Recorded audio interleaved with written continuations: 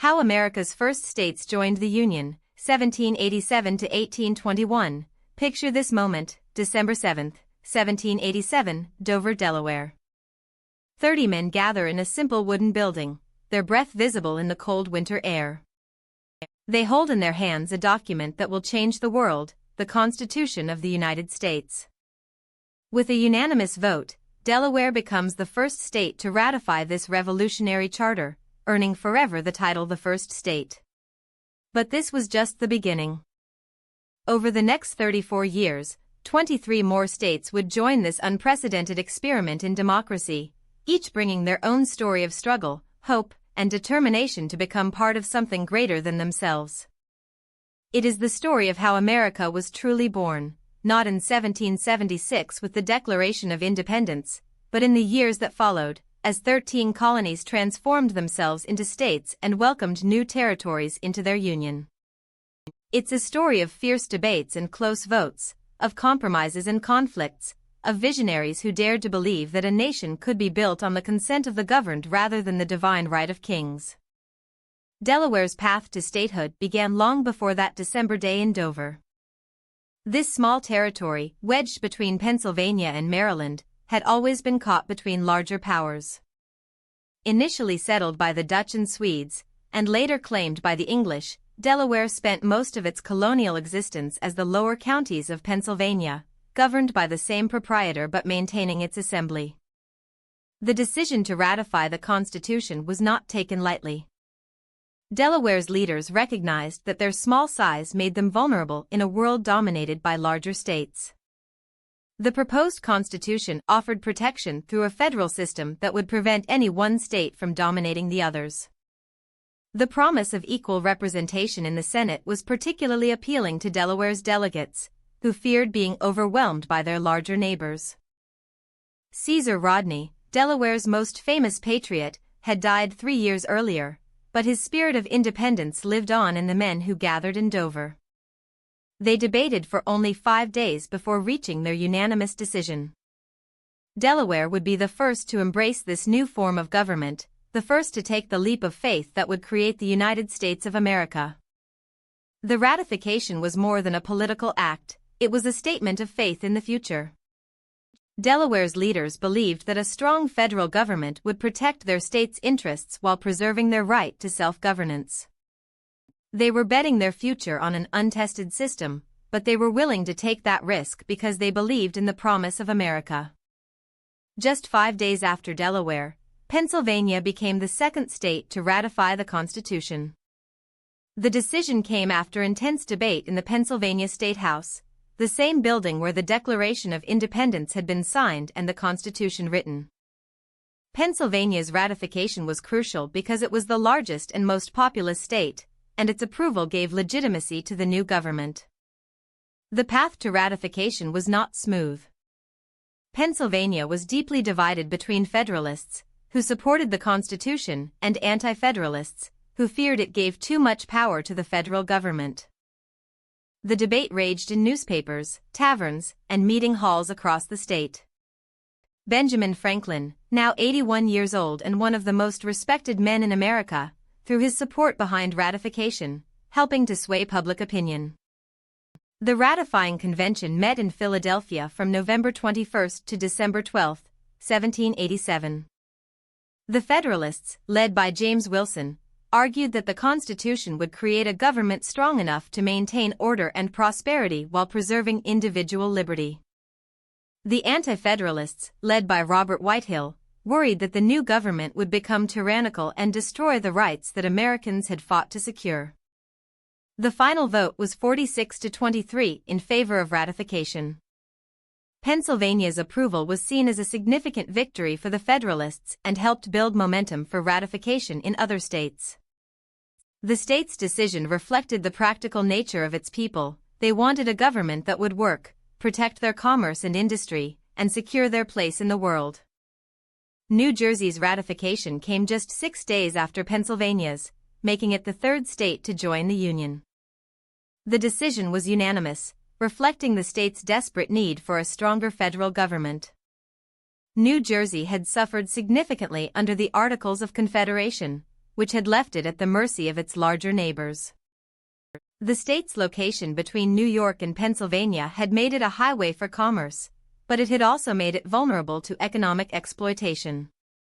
New York controlled the Hudson River and charged duties on goods passing through to New Jersey, while Philadelphia controlled trade on the Delaware River. New Jersey was being squeezed from both sides, earning it the nickname "a cask tapped at both ends." The Constitutional Convention was critical to New Jersey because it was there that the state's delegates proposed the New Jersey Plan, which called for equal representation of all states in Congress. Although this plan was not adopted in its entirety, the compromise that created the Senate with equal representation for all states was a victory for small states, such as New Jersey. The ratifying convention met in Philadelphia from May 25 to June 29, 1787. The delegates were unanimous in their support for the Constitution, seeing it as their salvation from economic exploitation and political weakness. They believed that a strong federal government would protect their interests and give them a voice in national affairs that they had never had before. New Jersey's ratification was celebrated throughout the state with bonfires, parades, and speeches. The people understood that they were participating in something historic, something that would change not just their own lives but the course of human history. They were right. Georgia's ratification of the Constitution on January 2, 1788, made it the fourth state to join the Union. The decision was unanimous and came after only 4 days of debate, reflecting the state's urgent need for federal protection against Native American attacks and Spanish interference. Georgia was the youngest and most vulnerable of the original colonies. Founded in 1733 as a buffer between South Carolina and Spanish Florida, it had struggled to survive and prosper. The state's frontier location made it a target for Creek and Cherokee raids, while Spanish agents in Florida encouraged these attacks and offered refuge to escaped enslaved people. The weakness of the federal government under the Articles of Confederation had left Georgia largely defenseless. The state had repeatedly requested federal troops to protect its frontier, but the national government lacked the power to provide adequate assistance. Georgia's leaders viewed the Constitution as their primary means of survival and security. The ratifying convention met in Philadelphia from June 12, 1787, to September 17, 1787. The delegates were unanimous in their support for the Constitution, seeing it as essential for their state's survival. They were particularly pleased with the provision that allowed the federal government to suppress domestic violence and protect states against invasion. Georgia's ratification was celebrated with great enthusiasm. The people understood that they were no longer alone in their struggle against hostile neighbors and foreign enemies. They now had the protection of a strong federal government and the support of their sister states. For Georgia, ratification was a matter of life and death. Connecticut's ratification of the Constitution on January 9, 1788, was the result of careful deliberation and pragmatic politics. The state that had given America the fundamental orders, often referred to as the first written constitution in the Western world, understood the importance of good governance and the need for a strong federal system. The ratifying convention met in Hartford from January 3 to 9, 1788. The debate was intense but civil, reflecting Connecticut's tradition of reasoned discourse and compromise. The Federalists, led by Oliver Ellsworth and Roger Sherman, argued that the Constitution would preserve the state's interests while creating a government capable of addressing national problems. The Anti-Federalists, led by James Wadsworth, worried that the new government would be too powerful and too distant from the people. They feared that Connecticut's interests would be overshadowed by those of larger states and that the rights of individuals would be sacrificed to the nation's needs. The final vote was 128 to 40 in favor of ratification. Connecticut's approval was significant because it was seen as a moderate state whose judgment was respected by both Federalists and Anti-Federalists. The state's ratification helped build momentum for approval in other states and demonstrated that the Constitution could win support across regional and ideological lines. Connecticut's decision reflected the practical wisdom of its people. They recognized that the Articles of Confederation were insufficient for governing a growing nation and that a more effective system was necessary. They were willing to take a chance on the Constitution because they believed it offered the best hope for preserving their liberty while creating an effective government. Massachusetts's ratification of the Constitution was perhaps the most dramatic and vital of all the early approvals. The state that had led the resistance to British rule and fired the first shots of the Revolution was deeply divided over whether to accept this new form of government. The ratifying convention met in Boston from January 9 to February 6, 1788. The debate was fierce and sometimes bitter, reflecting deep divisions within Massachusetts society. The Federalists, led by Rufus King and Nathaniel Gorham, argued that the Constitution was necessary to prevent anarchy and preserve liberty. The Anti-Federalists, led by Samuel Adams and Elbridge Gerry, were concerned that the new government would become tyrannical and undermine the rights that Americans had fought to secure. The turning point came when John Hancock, the convention's president and one of the most popular men in Massachusetts, proposed a series of amendments to the Constitution that would protect individual rights. These proposed amendments, which became known as the Massachusetts Compromise, helped win over enough anti-federalists to secure ratification. The final vote was 187 to 168, the closest margin of any state up to that point. Massachusetts's approval was crucial because it was the largest state to ratify the Constitution, and its decision influenced other states that were still debating ratification. The Massachusetts ratification was celebrated with great fanfare, but the close vote reflected the deep divisions that existed within American society at the time. The proposed amendments that helped secure ratification in Massachusetts became the model for the Bill of Rights, which was added to the Constitution in 1791. Maryland's ratification of the Constitution came after months of intense debate and political maneuvering. The state was deeply divided between Federalists, who controlled Baltimore and the commercial areas, and Anti-Federalists, who dominated the rural counties and the western frontier. The ratifying convention met in Annapolis from April 21 to 28, 1788. The debate was passionate and sometimes personal, reflecting the high stakes involved. The Federalists, led by Daniel Carroll and James McHenry, argued that the Constitution would protect Maryland's commercial interests and give the state a voice in national affairs. The Anti-Federalists, led by Luther Martin, who had walked out of the Constitutional Convention, argued that the new government would destroy state sovereignty and individual liberty. The final vote was 63 to 11 in favor of ratification. The decisive margin reflected the influence of Baltimore's merchants and the state's commercial interests, who saw the Constitution as essential for protecting trade and promoting economic growth. Maryland's ratification was significant because it was the seventh state to approve the Constitution, bringing the new government closer to the 9 states needed to make it operational. The state's decision also demonstrated that the Constitution could win support in the Chesapeake region, which was crucial for the success of the new government. South Carolina's ratification of the Constitution was the result of a complex political struggle that reflected the state's unique social and economic structure. The state was dominated by Charleston's merchant elite and the Lowcountry planters, who saw the Constitution as essential for protecting their commercial interests and maintaining their control over the enslaved population. The ratifying convention met in Philadelphia from May 14 to June 21, 1788. The debate was intense but largely one-sided, as the Federalists controlled the convention and had the support of the state's most influential leaders. The Anti-Federalists, led by Rollins Lowndes, argued that the Constitution would destroy state sovereignty and threaten the institution of slavery. The Federalists, led by Charles Cotesworth Pinckney and John Rutledge, argued that the Constitution would protect slavery and give the South a voice in national affairs. They pointed to the 3/5 Compromise, which counted enslaved people for purposes of representation, and the provision that prohibited Congress from banning the slave trade for 20 years.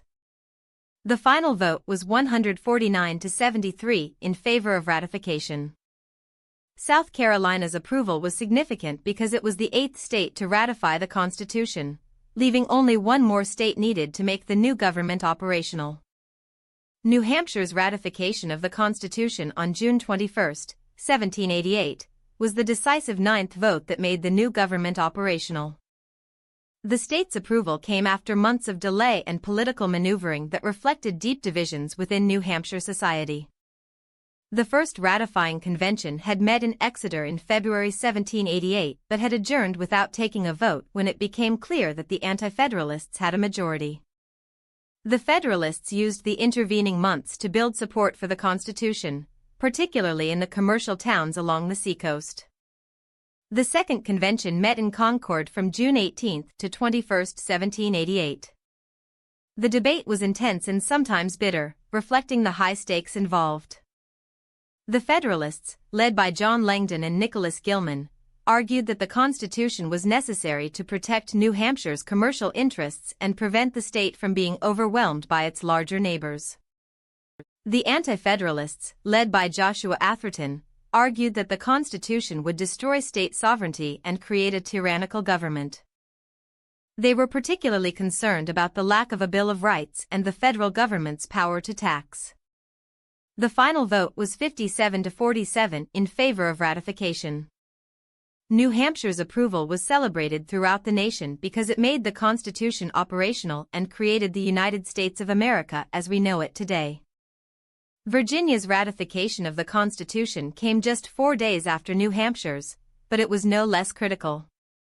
Virginia was the largest and most populous state, and its approval was essential for the legitimacy and success of the new government. The ratifying convention met in Richmond from June 2 to 25, 1788.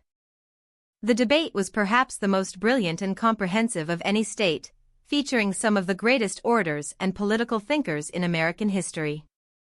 The Federalists were led by James Madison, known as the father of the Constitution, and John Marshall, who would later become the Chief Justice of the United States.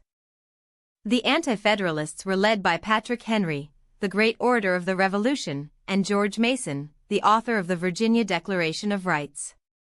The debate ranged over every aspect of the Constitution, from the structure of government to individual rights to the future of slavery. Henry's passionate speeches against ratification were matched by Madison's careful explanations of the Constitution's provisions and benefits. The final vote was 89 to 79 in favor of ratification.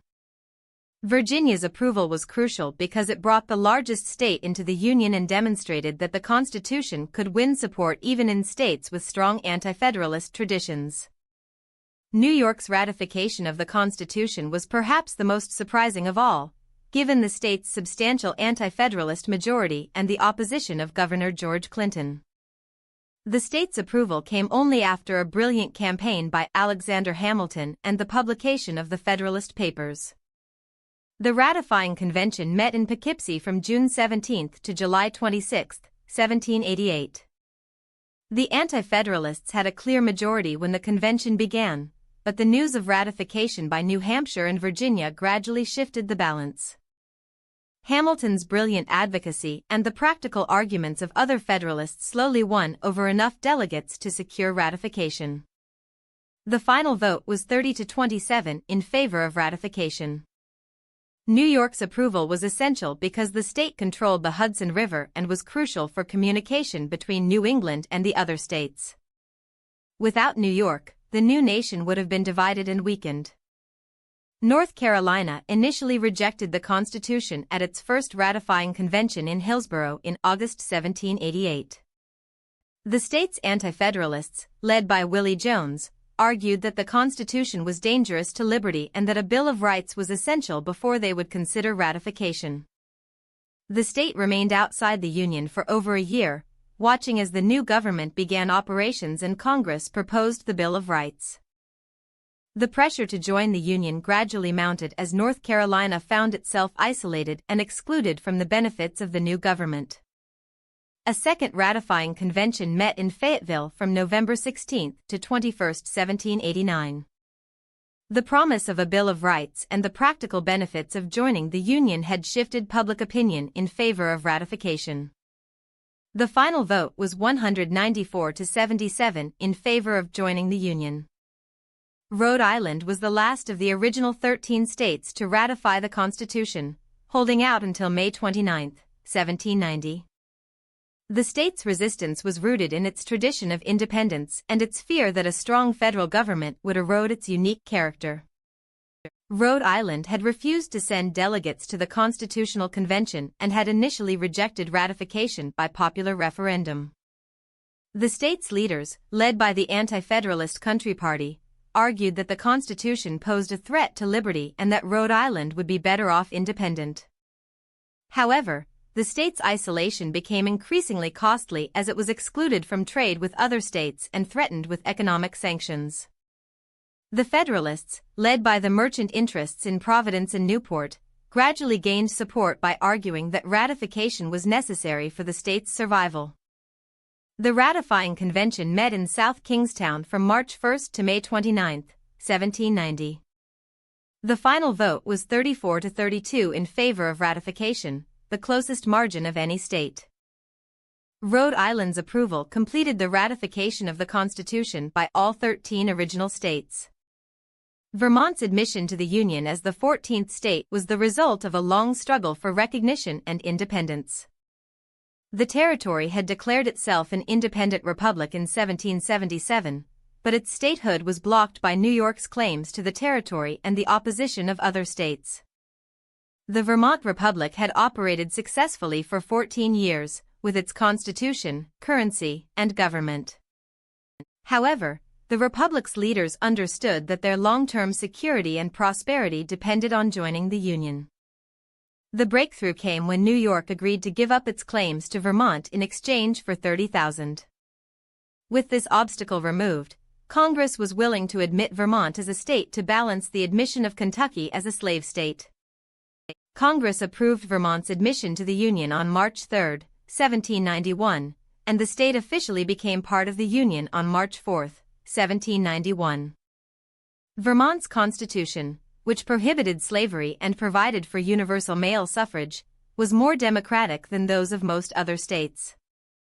Kentucky's path to statehood began with its separation from Virginia, of which it had been a part since colonial times.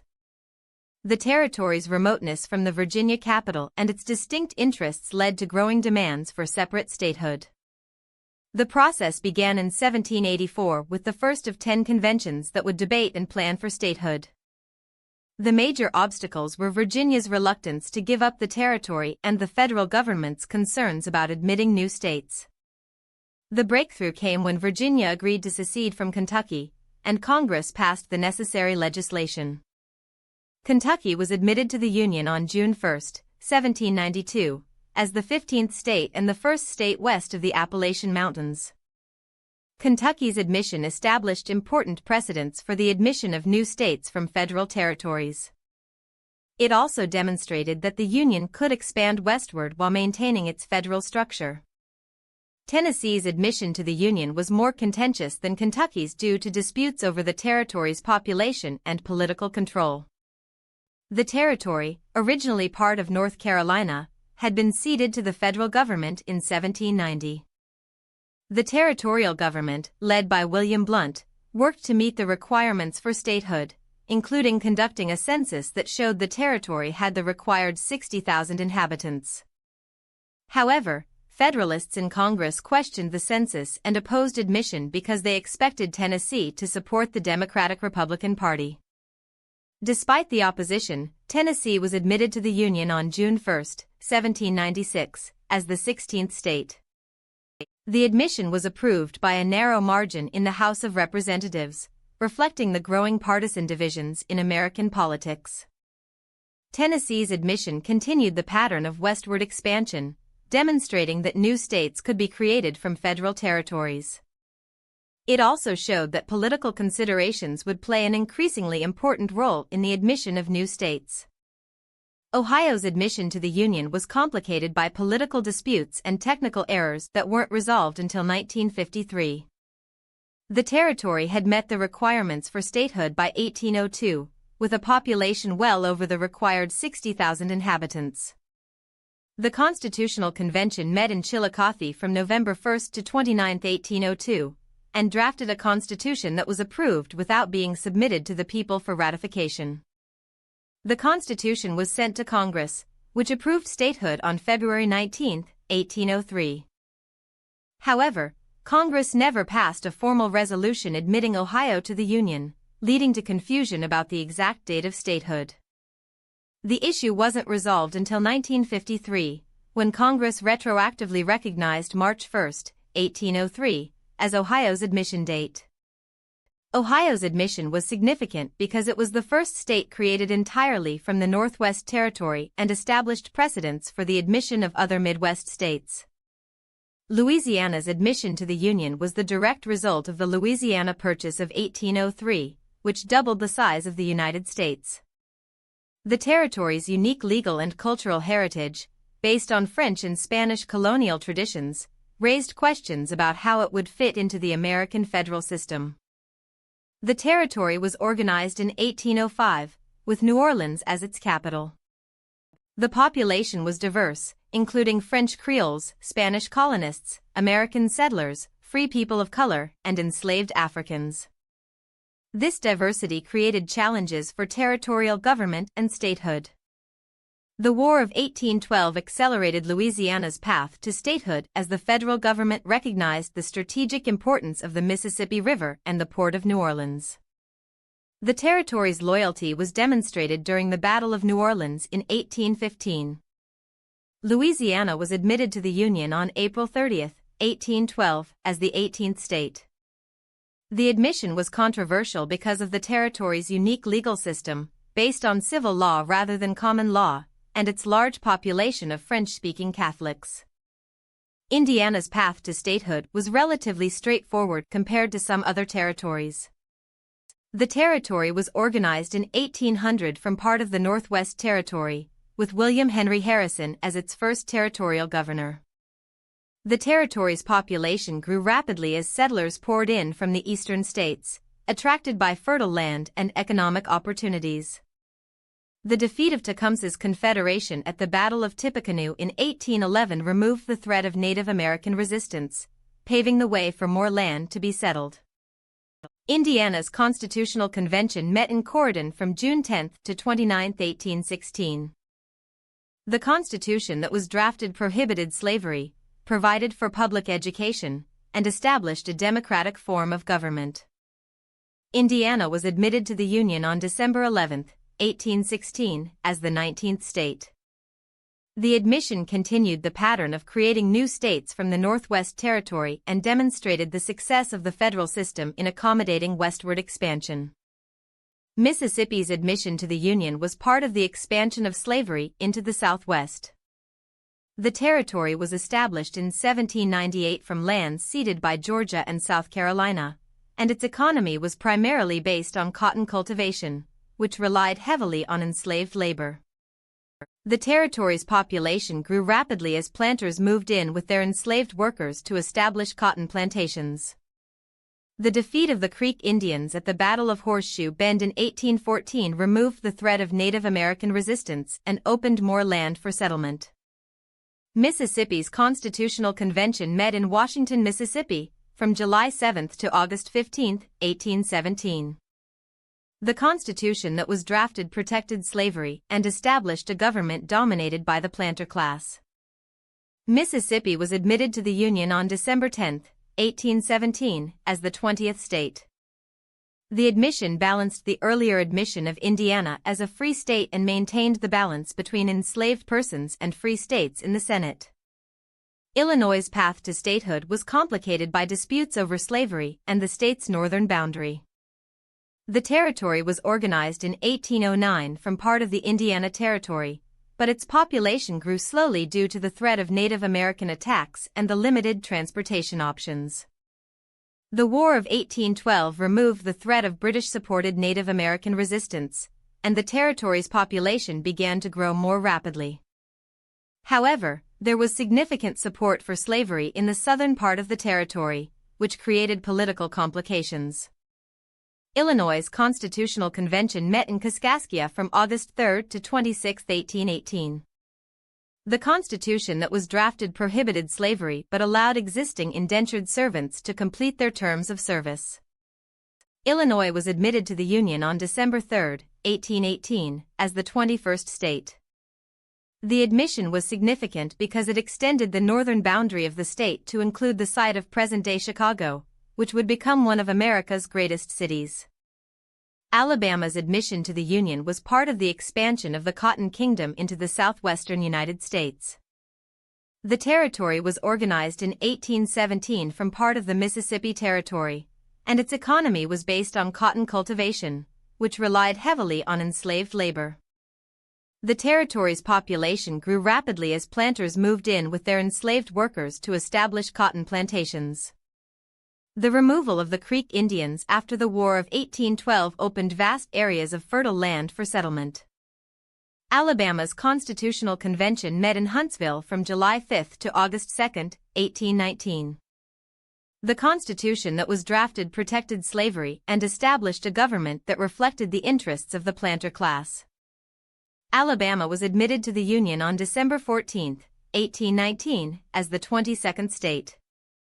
The admission maintained the balance between enslaved persons and free states, continuing the pattern of expansion into the Southwest. Maine's admission to the Union was the result of the Missouri Compromise, which sought to maintain the balance between enslaved persons and free states. Maine had been part of Massachusetts since colonial times, but its remote location and distinct interests led to growing demands for separate statehood. The movement for statehood accelerated after the War of 1812, when Massachusetts failed to provide adequate protection for Maine during the British occupation of eastern Maine. This failure convinced many Mainers that their state government needed to address their concerns. The crisis over Missouri's admission as a slave state provided the opportunity for Maine's statehood. Henry Clay's Missouri Compromise admitted Missouri as a slave state and Maine as a free state, maintaining the balance in the Senate. Maine was admitted to the Union on March 15, 1820, as the 23rd state. The admission was part of a larger compromise that temporarily resolved the crisis over slavery's expansion. Missouri's admission to the Union created the first major crisis over slavery's expansion and led to the Missouri Compromise of 1820. The territory's application for statehood as a slave state threatened to upset the balance between enslaved persons and free states in the Senate. The crisis began in 1819 when Representative James Talmadge of New York proposed an amendment that would have prohibited the further introduction of slavery into Missouri and provided for the gradual emancipation of enslaved people already there. The proposal sparked a fierce debate that revealed the deep divisions over slavery. The Missouri Compromise, engineered by Henry Clay, admitted Missouri as a slave state and Maine as a free state, maintaining the balance in the Senate. The compromise also prohibited slavery in the rest of the Louisiana Territory north of the 36°30' parallel. Missouri was admitted to the Union on August 10, 1821, as the 24th state. The admission was significant because it established precedents for dealing with the slavery question in new territories and demonstrated the growing sectional tensions that would eventually lead to civil war. By 1821, 24 states had joined the Union, creating a nation that stretched from the Atlantic to the Mississippi and from the Great Lakes to the Gulf of Mexico. These first 24 states established the precedents and patterns that would guide American expansion for the rest of the 19th century. The process of adding new states revealed both the strengths and weaknesses of the American federal system. The Constitution provided a framework for expansion, but it could not resolve the fundamental contradiction between the ideals of freedom and equality and the reality of slavery. The Missouri Compromise temporarily resolved this contradiction, but it also exposed the deep-seated divisions that would ultimately tear the nation apart. The first 24 states formed a diverse and dynamic nation unlike anything the world had ever seen. From the rocky shores of Maine to the cotton fields of Alabama, from the mountains of Vermont to the prairies of Illinois, America had become a continental nation with unlimited potential for growth and development. These states laid the foundation for everything that would follow. They established the principles of federalism, democracy, and individual liberty that would guide the nation through its greatest trials and triumphs. They created a system of government that could accommodate diversity while maintaining unity, that could expand across a continent while preserving its essential character. The story of these first 24 states is the story of America itself, a tale of vision and compromise, of idealism and pragmatism, of ordinary people doing extraordinary things to build something greater than themselves. It is a story that continues to inspire and guide us today, reminding us that America is not just a place but an idea, not just a nation but a promise that continues to unfold with each passing generation. Before we can fully understand how these first states joined the Union, we must examine the remarkable gathering that made their admission possible, the Constitutional Convention of 1787. In the sweltering heat of a Philadelphia summer, 55 men from 12 states, Rhode Island refused to participate, gathered in the same room where the Declaration of Independence had been signed 11 years earlier. They came ostensibly to revise the Articles of Confederation, but they ultimately created a new form of government entirely. The Articles of Confederation, America's first constitution, had proven woefully inadequate for governing a growing nation. The federal government had no power to tax, no executive to enforce laws, and no judiciary to interpret them. States printed their own money, imposed tariffs on each other's goods, and ignored federal treaties. The young nation was falling apart, and something had to be done. James Madison of Virginia came to Philadelphia with a plan. His Virginia plan proposed a strong national government with 3 branches: legislative, executive, and judicial, and representation in Congress based on population. This plan favored large states like Virginia, Pennsylvania, and Massachusetts, but it alarmed delegates from smaller states who feared being overwhelmed by their larger neighbors. William Paterson of New Jersey countered with the New Jersey Plan, which proposed equal representation for all states regardless of size. This plan protected small states but would have created a weak federal government, little different from the Articles of Confederation. The deadlock was broken by the Connecticut Compromise, proposed by Roger Sherman and Oliver Ellsworth. This compromise created a bicameral legislature with representation based on population in the House of Representatives and equal representation for all states in the Senate. This solution satisfied both large and small states, making the Constitution possible. However, the convention faced other significant challenges. The question of slavery nearly derailed the proceedings. Southern states wanted enslaved people counted for representation but not for taxation, while northern states took the opposite position.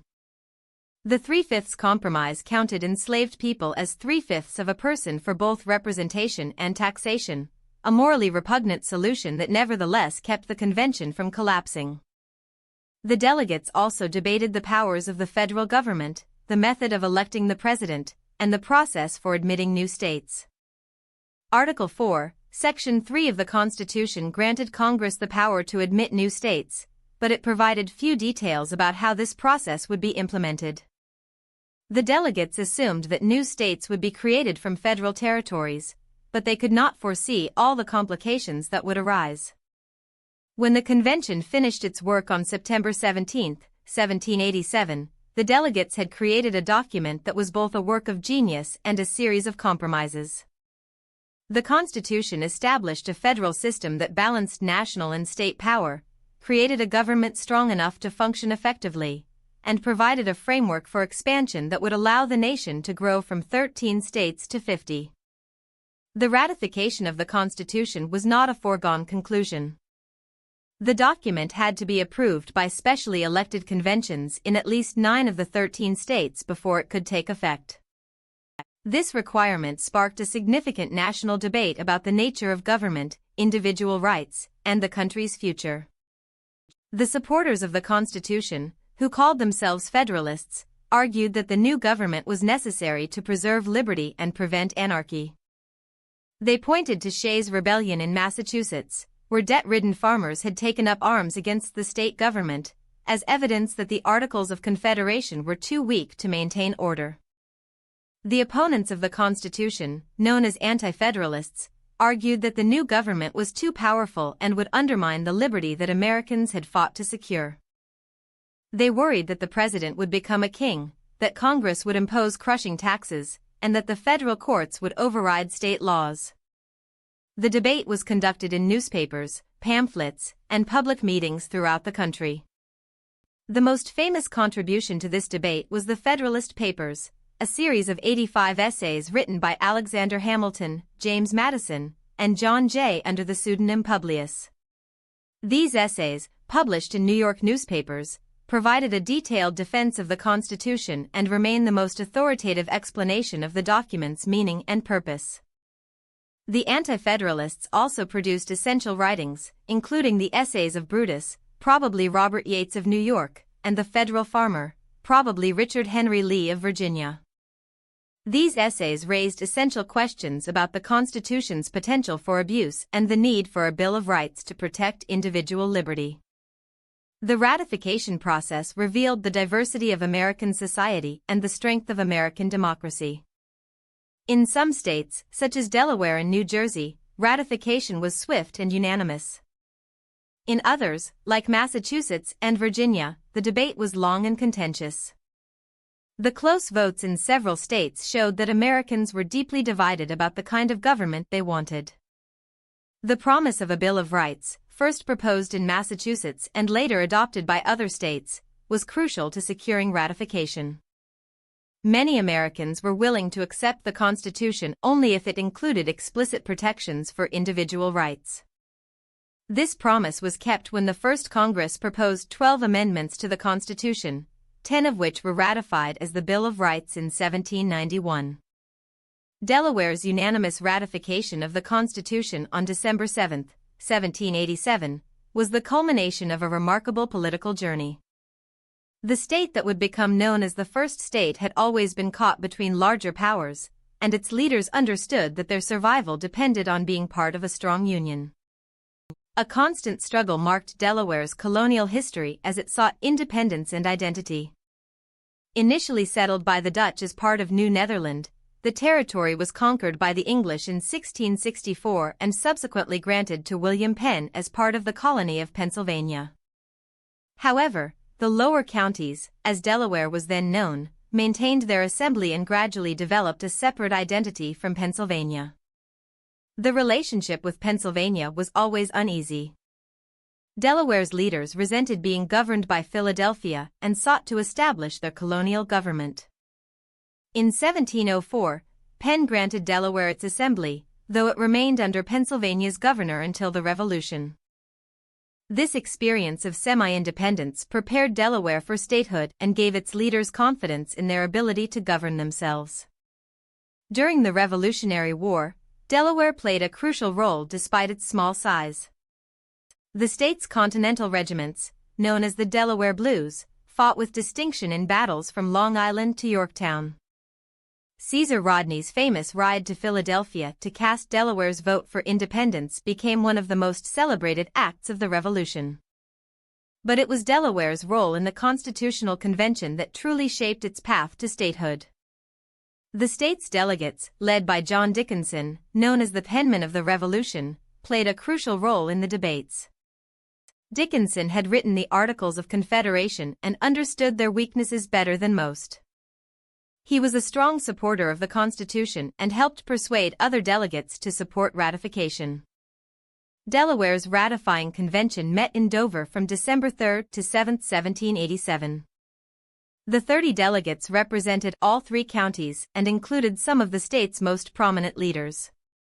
The debate was brief but thorough, with delegates examining every aspect of the Constitution. The key issue for Delaware was representation in Congress.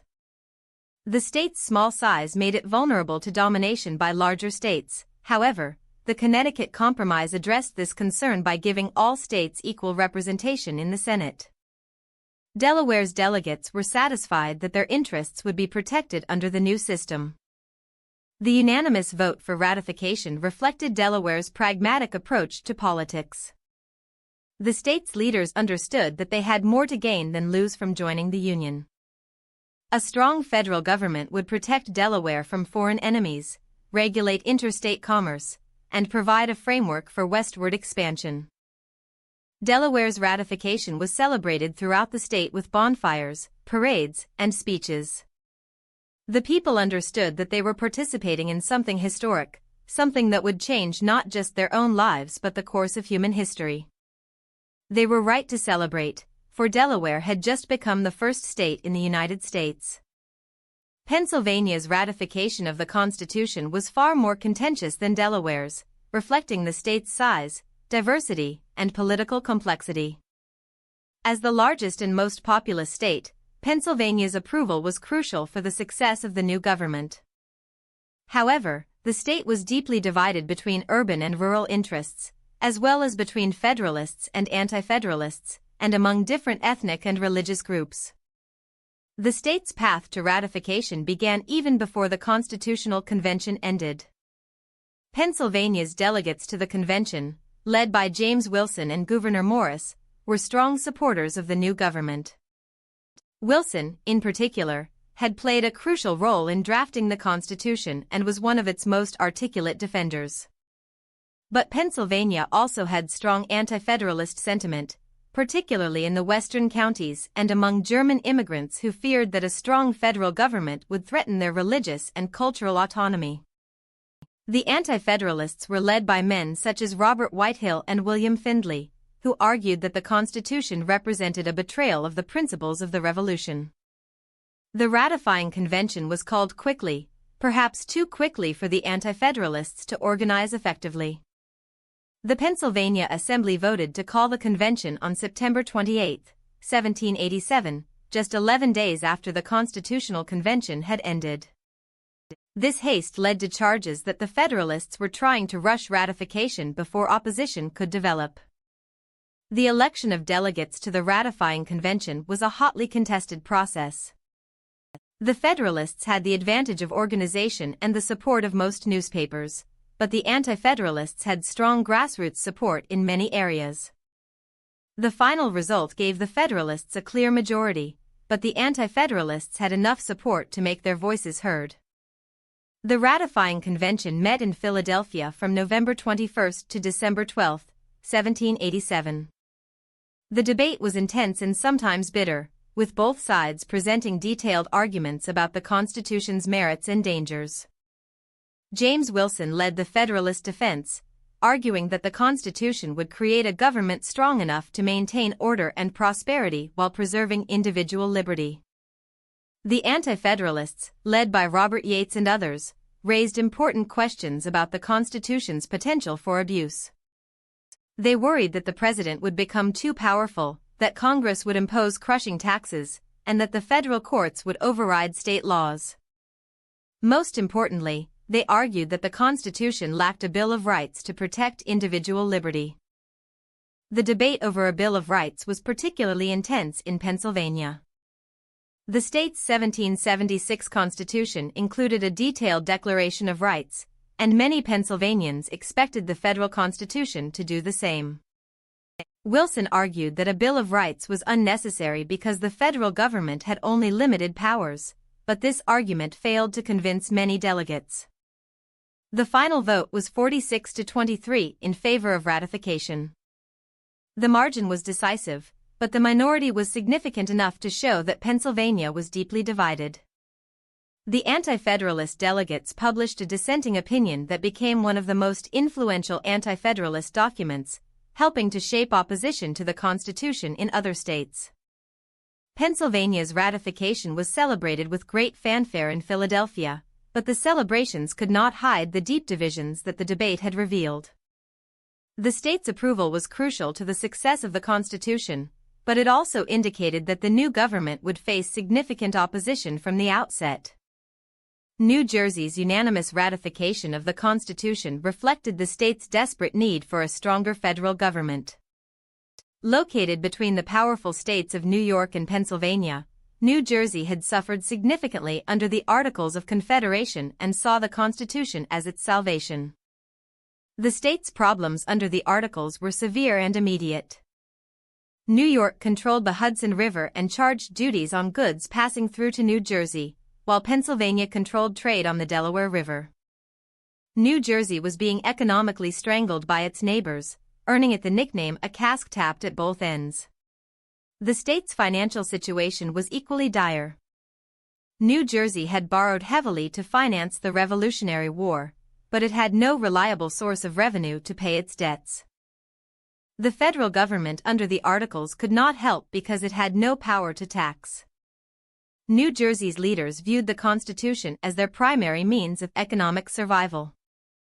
New Jersey's delegates to the Constitutional Convention had played a crucial role in creating the document they were now being asked to ratify. William Paterson had proposed the New Jersey Plan, which called for equal representation of all states in Congress. Although this plan was not adopted in its entirety, the Connecticut Compromise provided small states with equal representation in the Senate, a victory for New Jersey. The ratifying convention met in Philadelphia from May 25 to June 29, 1787. The 38 delegates included many of the state's most prominent leaders, including Governor William Livingston and former Governor William Paterson. The debate was brief but thorough, with delegates examining every aspect of the Constitution. The key issue for New Jersey was economic survival. The state's delegates understood that the Constitution would grant the federal government the power to regulate interstate commerce, thereby preventing New York and Pennsylvania from discriminating against New Jersey. The new government would also have the power to tax, which would allow it to assume state debts and relieve New Jersey's financial burden. The unanimous vote for ratification reflected New Jersey's pragmatic approach to politics. The state's leaders understood that they had everything to gain and nothing to lose from joining the Union. The Constitution offered protection from economic exploitation, relief from crushing debts, and a voice in national affairs that they had never had before. New Jersey's ratification was celebrated throughout the state with great enthusiasm. The people understood that they were no longer alone in their struggle against powerful neighbors. They now had the protection of a strong federal government and the support of their sister states. Georgia's unanimous ratification of the Constitution was driven by the state's desperate need for federal protection against Native American attacks and Spanish interference. As the youngest and most vulnerable of the original colonies, Georgia had struggled to survive and prosper on the dangerous frontier. Georgia's colonial history was one of constant warfare and struggle. Founded in 1733 as a buffer between South Carolina and Spanish Florida, the colony had faced attacks from Spanish forces, Creek and Cherokee warriors, and runaway slaves who found refuge in Florida. The colony's survival had depended on British military protection, but independence had left Georgia largely vulnerable to defense. The weakness of the federal government under the Articles of Confederation had made Georgia's situation even more precarious. The state had repeatedly requested federal troops to protect its frontier, but the national government lacked the power and resources to provide adequate assistance. Spanish agents in Florida continued to encourage Native American attacks and offered refuge to escaped enslaved people, creating a constant threat to Georgia's security. Georgia's delegates to the Constitutional Convention had been strong supporters of a powerful federal government. Abraham Baldwin and William Few understood that their state's survival depended on federal protection, and they were willing to accept almost any constitution that would provide it. The ratifying convention met in Philadelphia from June 12, 1787, to September 17, 1787. The 26 delegates came from all parts of the state and included many veterans of the Revolutionary War who understood the importance of military protection. The debate was brief and one-sided, with no delegate speaking against ratification. The key issue for Georgia was security.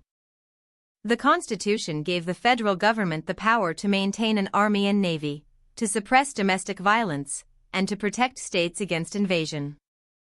These provisions were exactly what Georgia needed to survive on the dangerous frontier. The unanimous vote for ratification reflected Georgia's desperate situation. The state's leaders understood that they had no choice but to join the Union if they wanted to survive. The Constitution offered the protection they needed and the hope for a secure and prosperous future. Georgia's ratification was celebrated with great enthusiasm throughout the state. The people understood that they were no longer alone in their struggle against hostile neighbors and foreign enemies. They now had the protection of a strong federal government and the support of their sister states. Connecticut's ratification of the Constitution was the result of careful deliberation and pragmatic politics. The state that had given America the fundamental orders, often referred to as the first written constitution in the Western world, understood the importance of good governance and the need for effective federal institutions. Connecticut's colonial experience had prepared it well for the challenges of creating a new government. The colony had operated under its 1662 charter with minimal interference from British authorities, developing a tradition of self-government and local control. The state's leaders were experienced in the art of compromise and understood the need to balance competing interests. Connecticut's delegates to the Constitutional Convention had played a crucial role in creating the document they were now being asked to ratify. Roger Sherman and Oliver Ellsworth had proposed the Connecticut Compromise, which resolved the deadlock between large and small states by creating a bicameral legislature with different forms of representation in each house. The ratifying convention met in Hartford from January 3 to 9, 1788. The 168 delegates represented all parts of the state and included many of its most prominent leaders. The debate was intense but civil, reflecting Connecticut's tradition of reasoned discourse and compromise. The Federalists were led by Oliver Ellsworth, Roger Sherman, and Oliver Wolcott, all of whom had played essential roles in creating or supporting the Constitution. They argued that the new government was necessary to preserve liberty and promote prosperity, citing the weaknesses of the Articles of Confederation and the need for effective federal institutions. The Anti-Federalists were led by James Wadsworth and Jeremiah Halsey, who worried that the new government would be too powerful and too distant from the people. They feared that Connecticut's interests would be overshadowed by those of larger states and that individual rights would be sacrificed to the nation's needs. The debate focused on several key issues. The Anti-Federalists were particularly concerned about the lack of a Bill of Rights, the federal government's power to tax, and the potential for the president to become a monarch.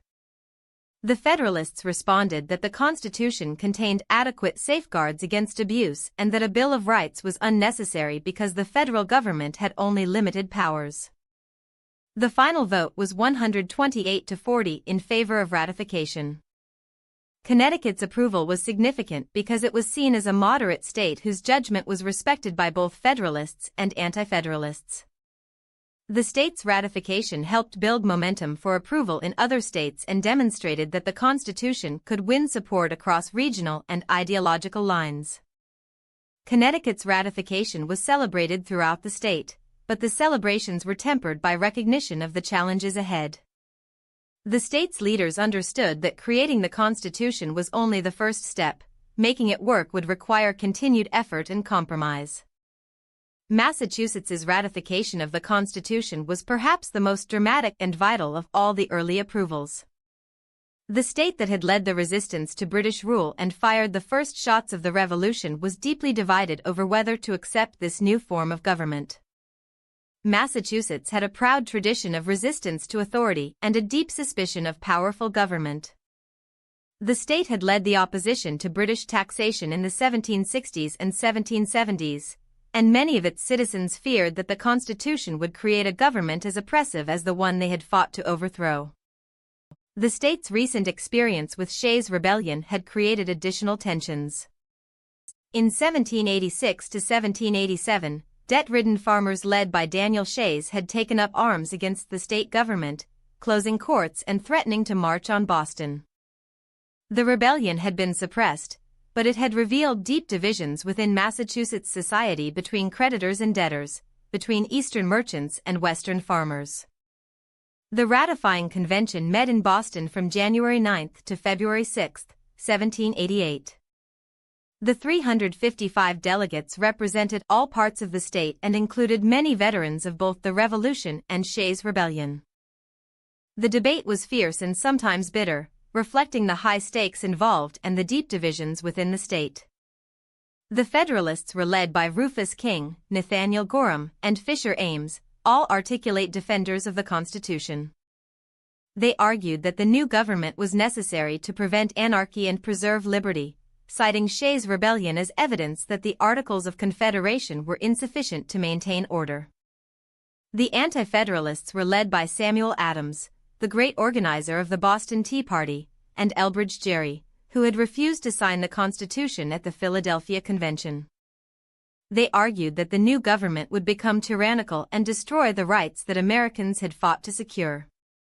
The debate was complicated by the presence of many delegates who were undecided or who had mixed feelings about the Constitution.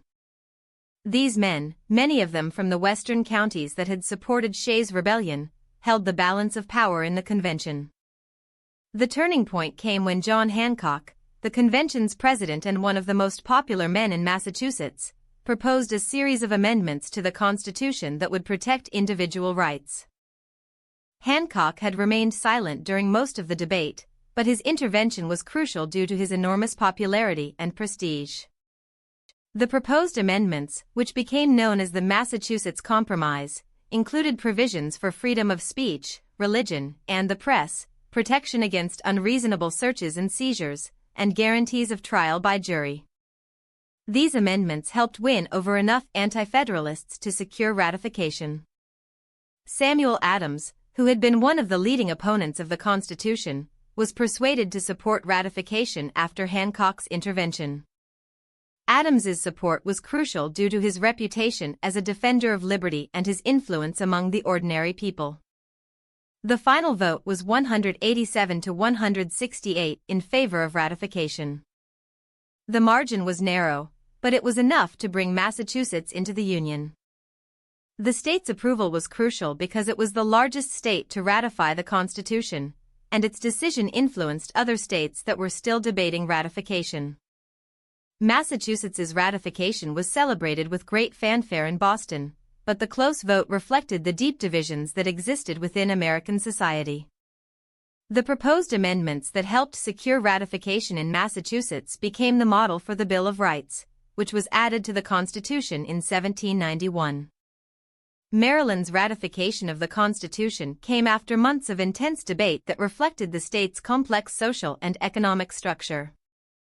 The state was divided between the commercial interests of Baltimore and Annapolis, which supported the Constitution, and the rural planters and small farmers who were more skeptical of federal power.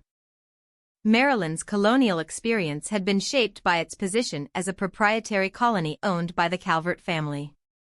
The colony had developed a distinctive culture that blended English traditions with American innovations, creating a society that was both hierarchical and democratic.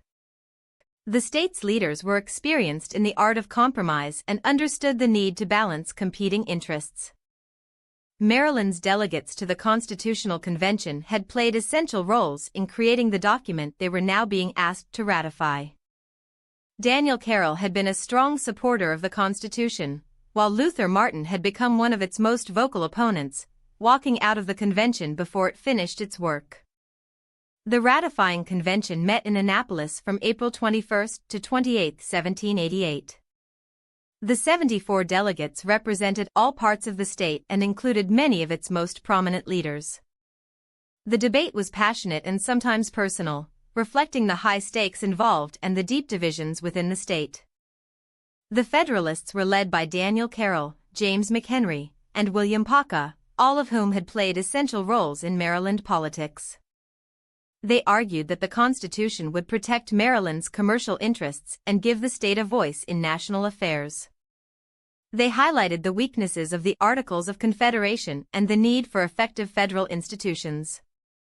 The Anti-Federalists were led by Luther Martin, who had walked out of the Constitutional Convention, and Samuel Chase, a signer of the Declaration of Independence. They argued that the Constitution would destroy state sovereignty and create a tyrannical government. They were particularly concerned about the lack of a Bill of Rights and the federal government's power to tax. The debate focused on several key issues. The Anti-Federalists were particularly concerned about the Constitution's impact on slavery, fearing that a strong federal government might eventually move to abolish the institution. The Federalists responded that the Constitution protected slavery and that the South would have enough power in Congress to prevent any hostile action. The commercial interests of Baltimore played a crucial role in the debate. The city's merchants and shipowners strongly supported the Constitution because they believed it would protect their trade and promote economic growth. Their influence was decisive in securing ratification. The final vote was 63-11 in favor of ratification. The decisive margin reflected the influence of Baltimore's commercial interests and the state's practical approach to politics. Maryland's approval was significant because it was the seventh state to ratify the Constitution, bringing the new government closer to the 9 states needed to make it operational. Maryland's ratification was celebrated throughout the state, but the celebrations could not hide the deep divisions that the debate had revealed. The state's approval was crucial for the success of the Constitution, but it also showed that the new government would face significant challenges in balancing competing interests and maintaining unity. The ratification of the Constitution by the remaining original states, South Carolina, New Hampshire, Virginia, New York, North Carolina, and Rhode Island, completed the foundation of the American federal system. Each state's decision to join the Union was the result of unique circumstances and considerations. Still, all were united by the recognition that their future lay with the United States of America. South Carolina's ratification on May 23, 1788, was mainly driven by the state's commercial interests and the need for federal protection of slavery. The state's lowcountry planters and Charleston merchants viewed the Constitution as essential for protecting their economic interests and preserving their social system.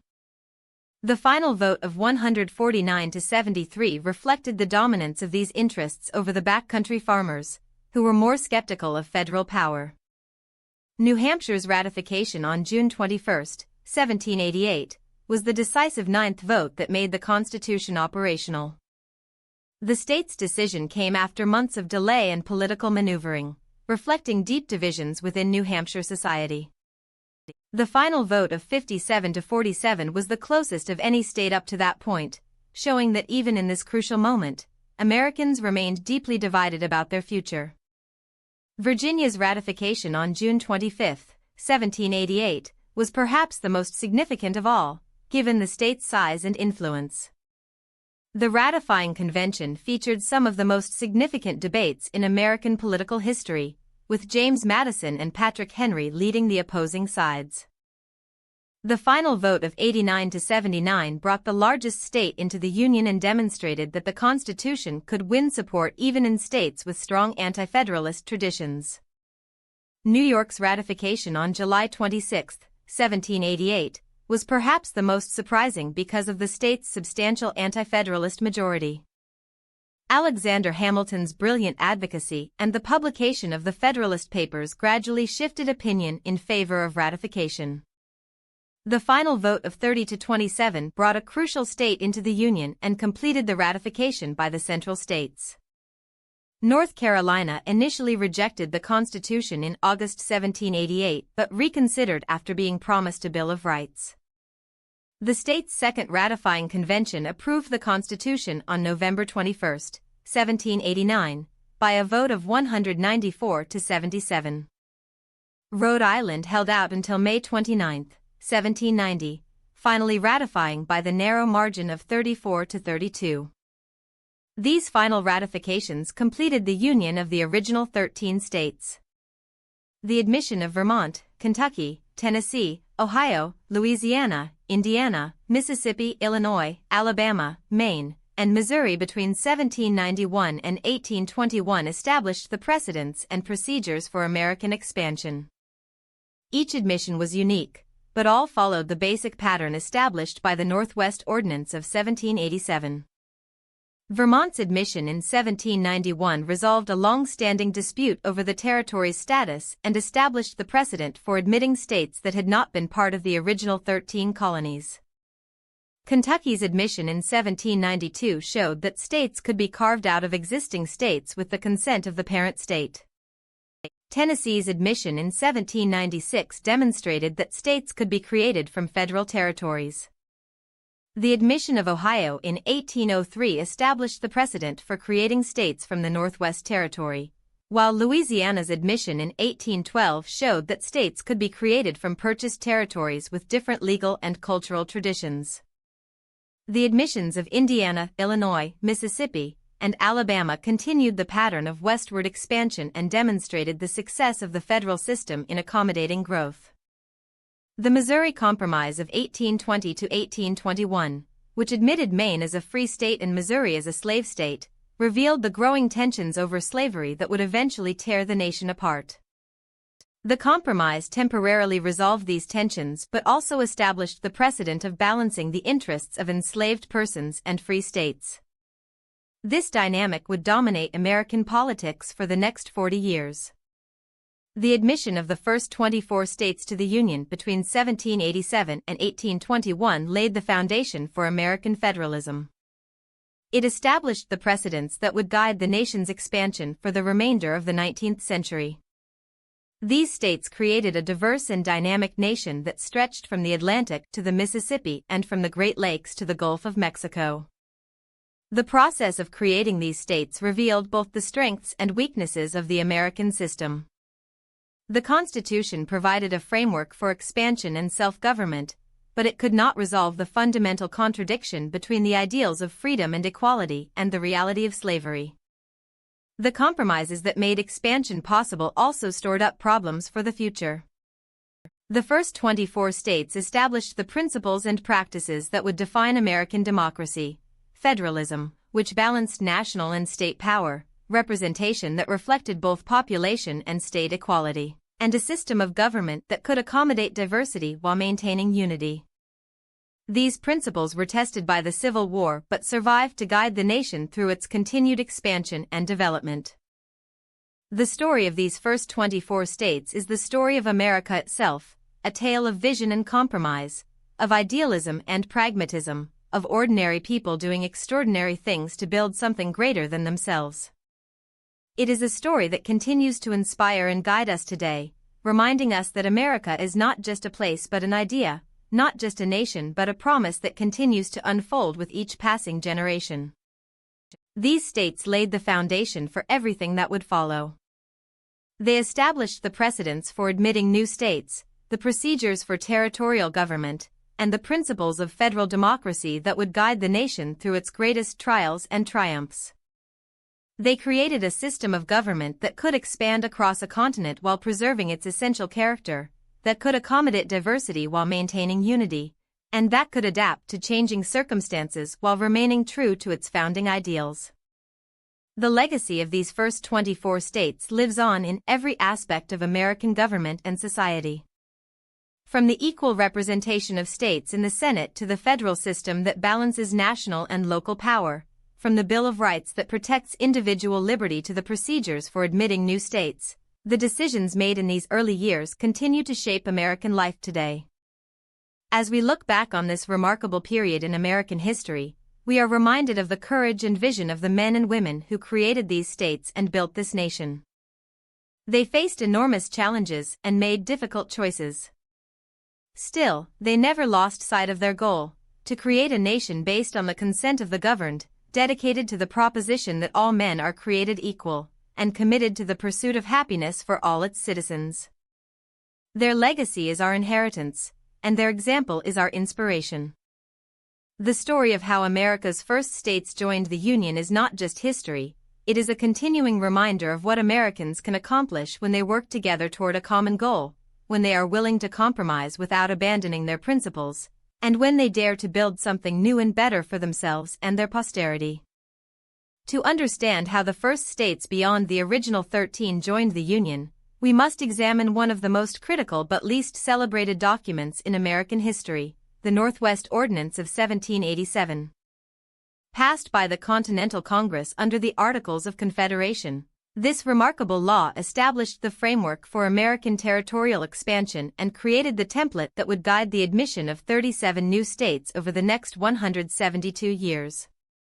The Northwest Ordinance was born out of necessity. The new United States had acquired vast territories beyond the Appalachian Mountains through the Treaty of Paris in 1783. Still, the Articles of Confederation provided no precise mechanism for governing these lands or admitting them as states. The ordinance addressed this issue by establishing a systematic process for territorial government and statehood that balanced federal control with local self-government. The ordinance established 3 stages of territorial development.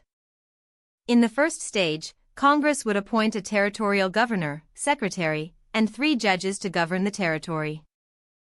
When the territory reached 5,000 free adult males, it could elect a territorial legislature and send a non-voting delegate to Congress.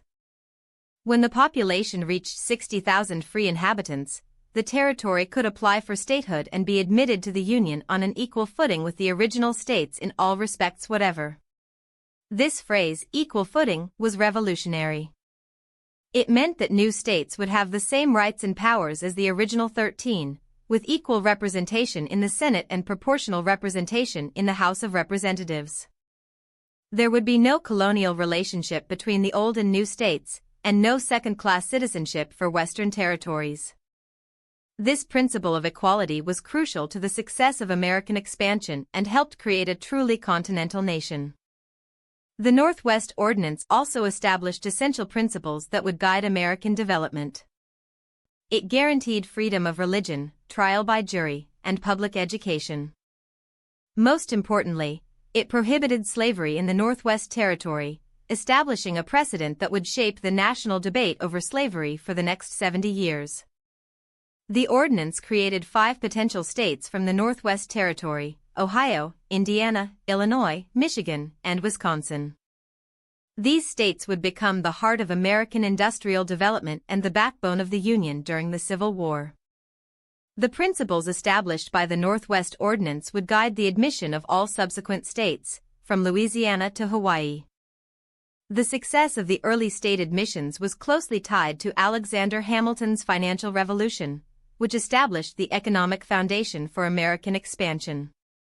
As the first Secretary of the Treasury, Hamilton established a financial system that provided the federal government with the resources and credibility it needed to govern a growing nation and attract new territories into the Union. Hamilton's financial program consisted of 3 main components: the assumption of state debts by the federal government, the establishment of a national bank, and the creation of a system of federal taxation. Each of these measures was controversial, but together they created a strong federal government capable of managing a continental nation.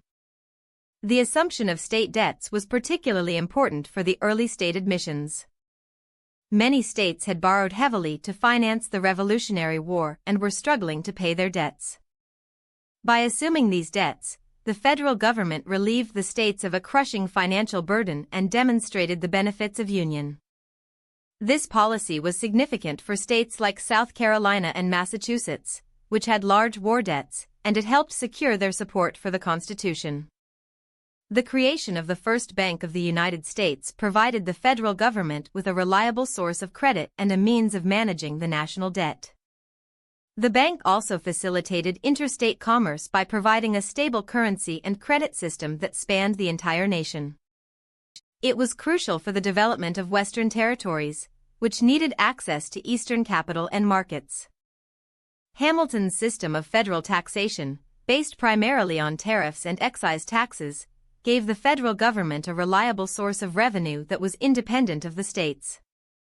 This financial independence was essential for the federal government's ability to govern territories and admit new states. It also demonstrated the practical benefits of union to citizens who saw their tax burden reduced as the federal government assumed responsibilities previously handled by the states.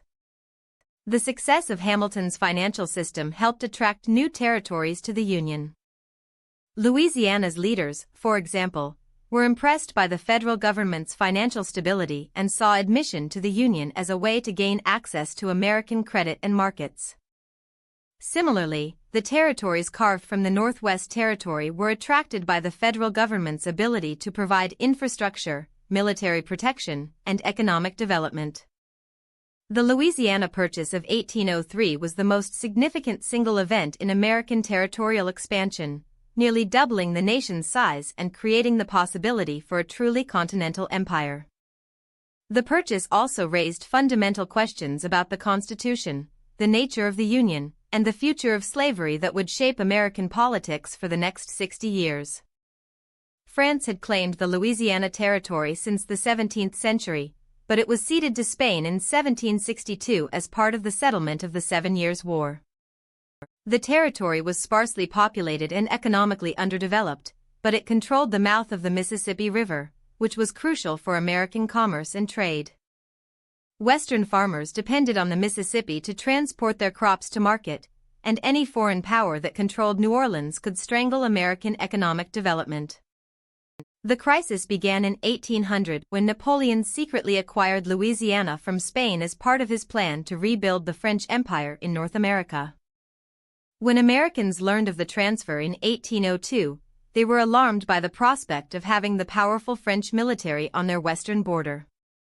President Thomas Jefferson, despite his constitutional scruples about federal power, authorized the purchase of New Orleans and West Florida for $10 million.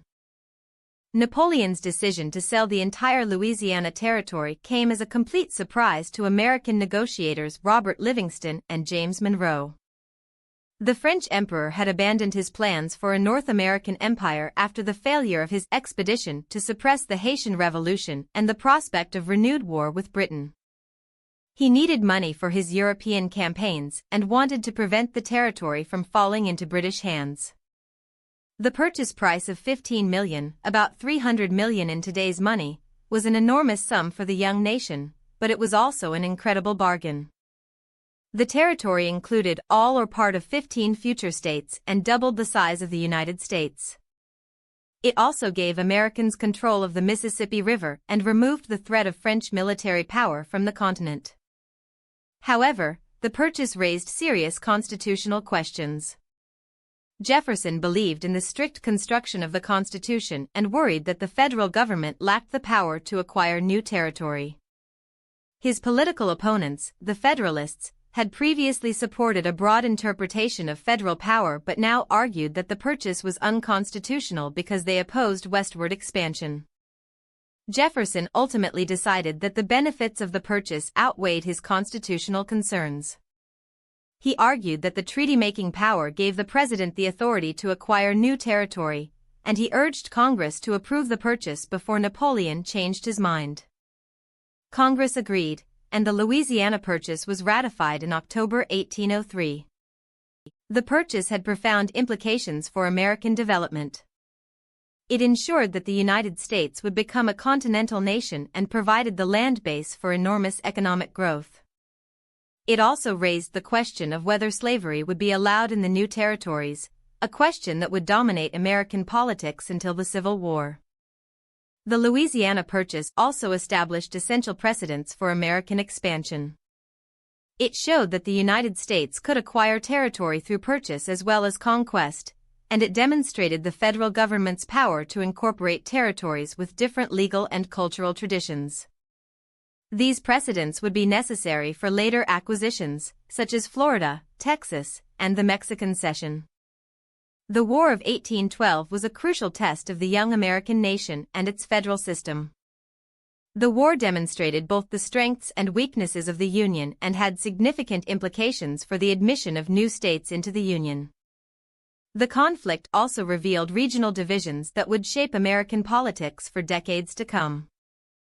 The war began as a result of British interference with American commerce and the impressment of American sailors during the Napoleonic Wars. Western and Southern politicians, known as war hawks, pushed for war as a means of defending American honor and expanding American territory. New England Federalists opposed the war because it threatened their commercial interests and their political power. The war initially went poorly for the United States. American forces were defeated in several attempts to invade Canada, and British forces burned Washington, D.C., in 1814.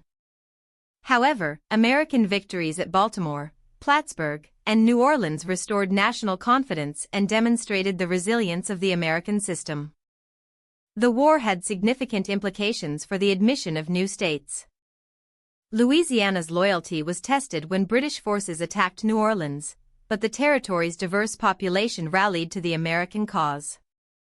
The victory at New Orleans, won by Andrew Jackson's army of regulars, militia, pirates, and free people of color, demonstrated that the American system could incorporate people from diverse backgrounds and cultures.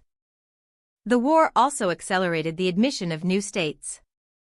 Indiana and Mississippi were admitted during the war, and their loyalty to the Union was never in doubt.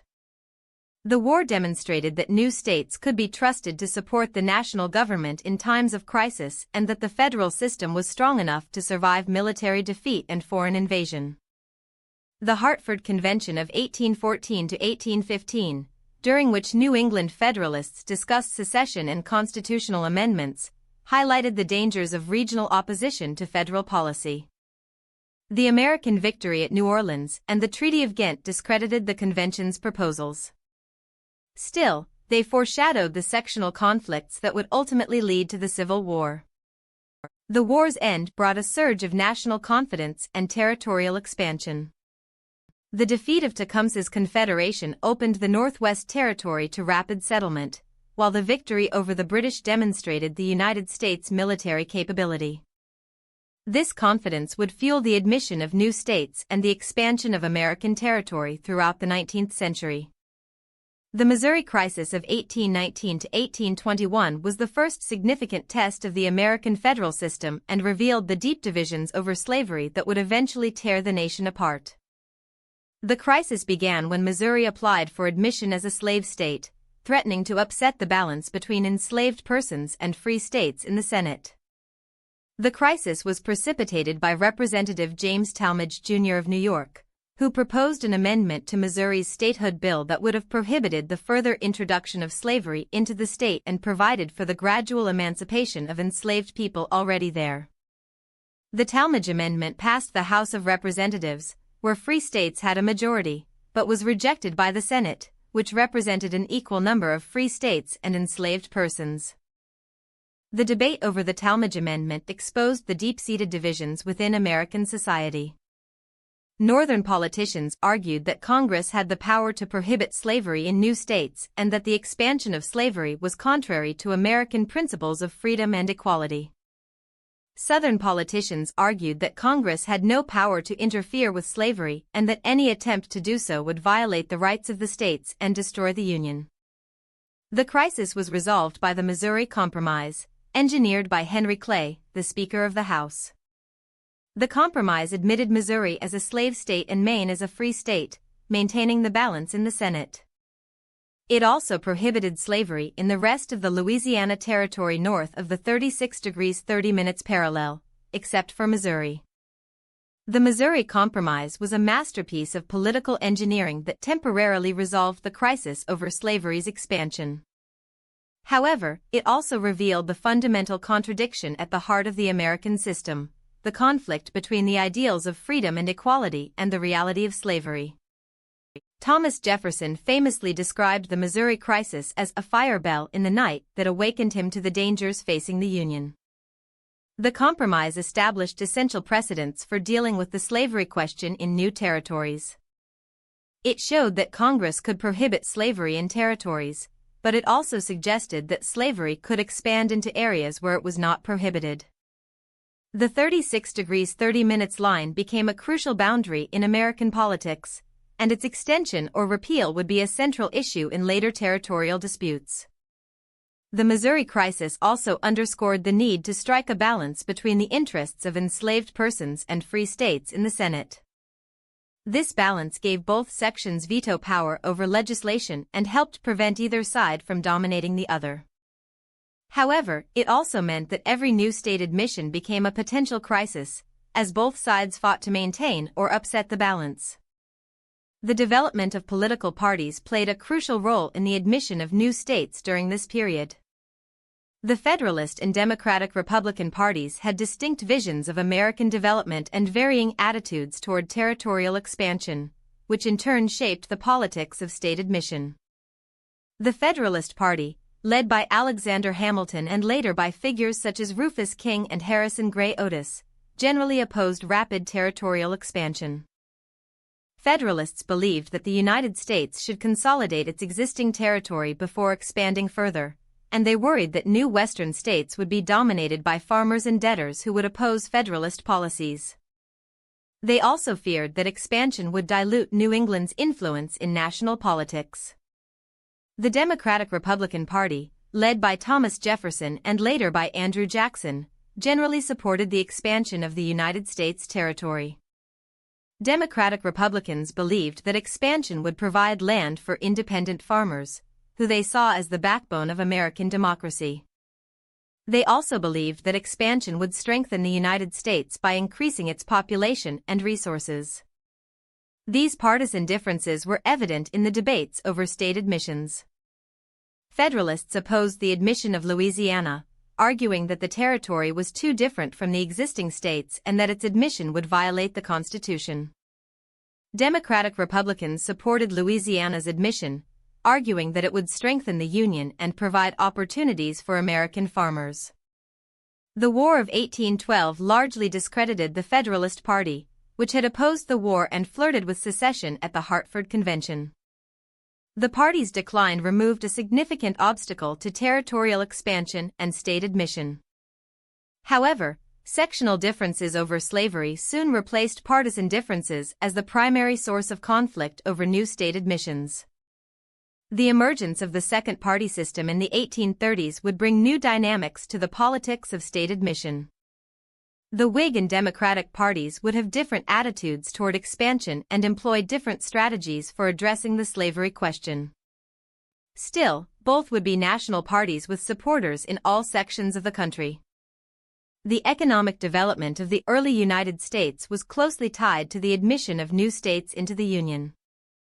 Each new state brought additional resources, markets, and opportunities for growth, while the federal system provided the framework for economic integration and development.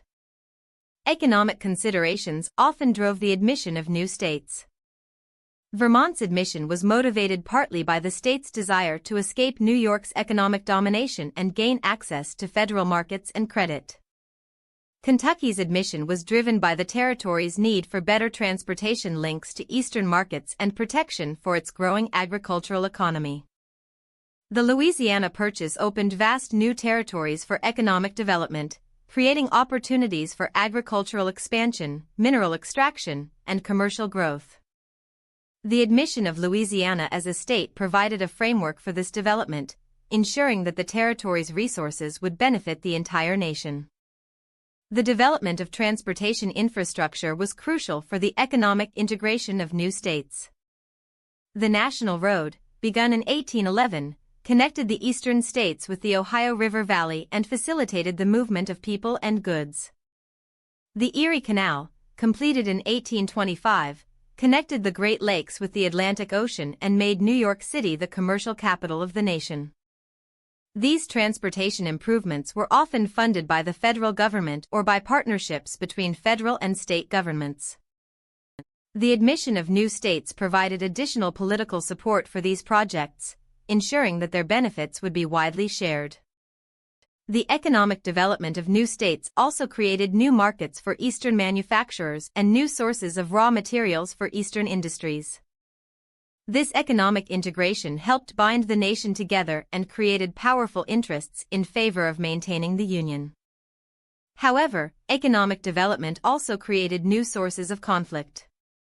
The growth of cotton cultivation in the Southwest increased the demand for enslaved labor and strengthened the political power of the slave states.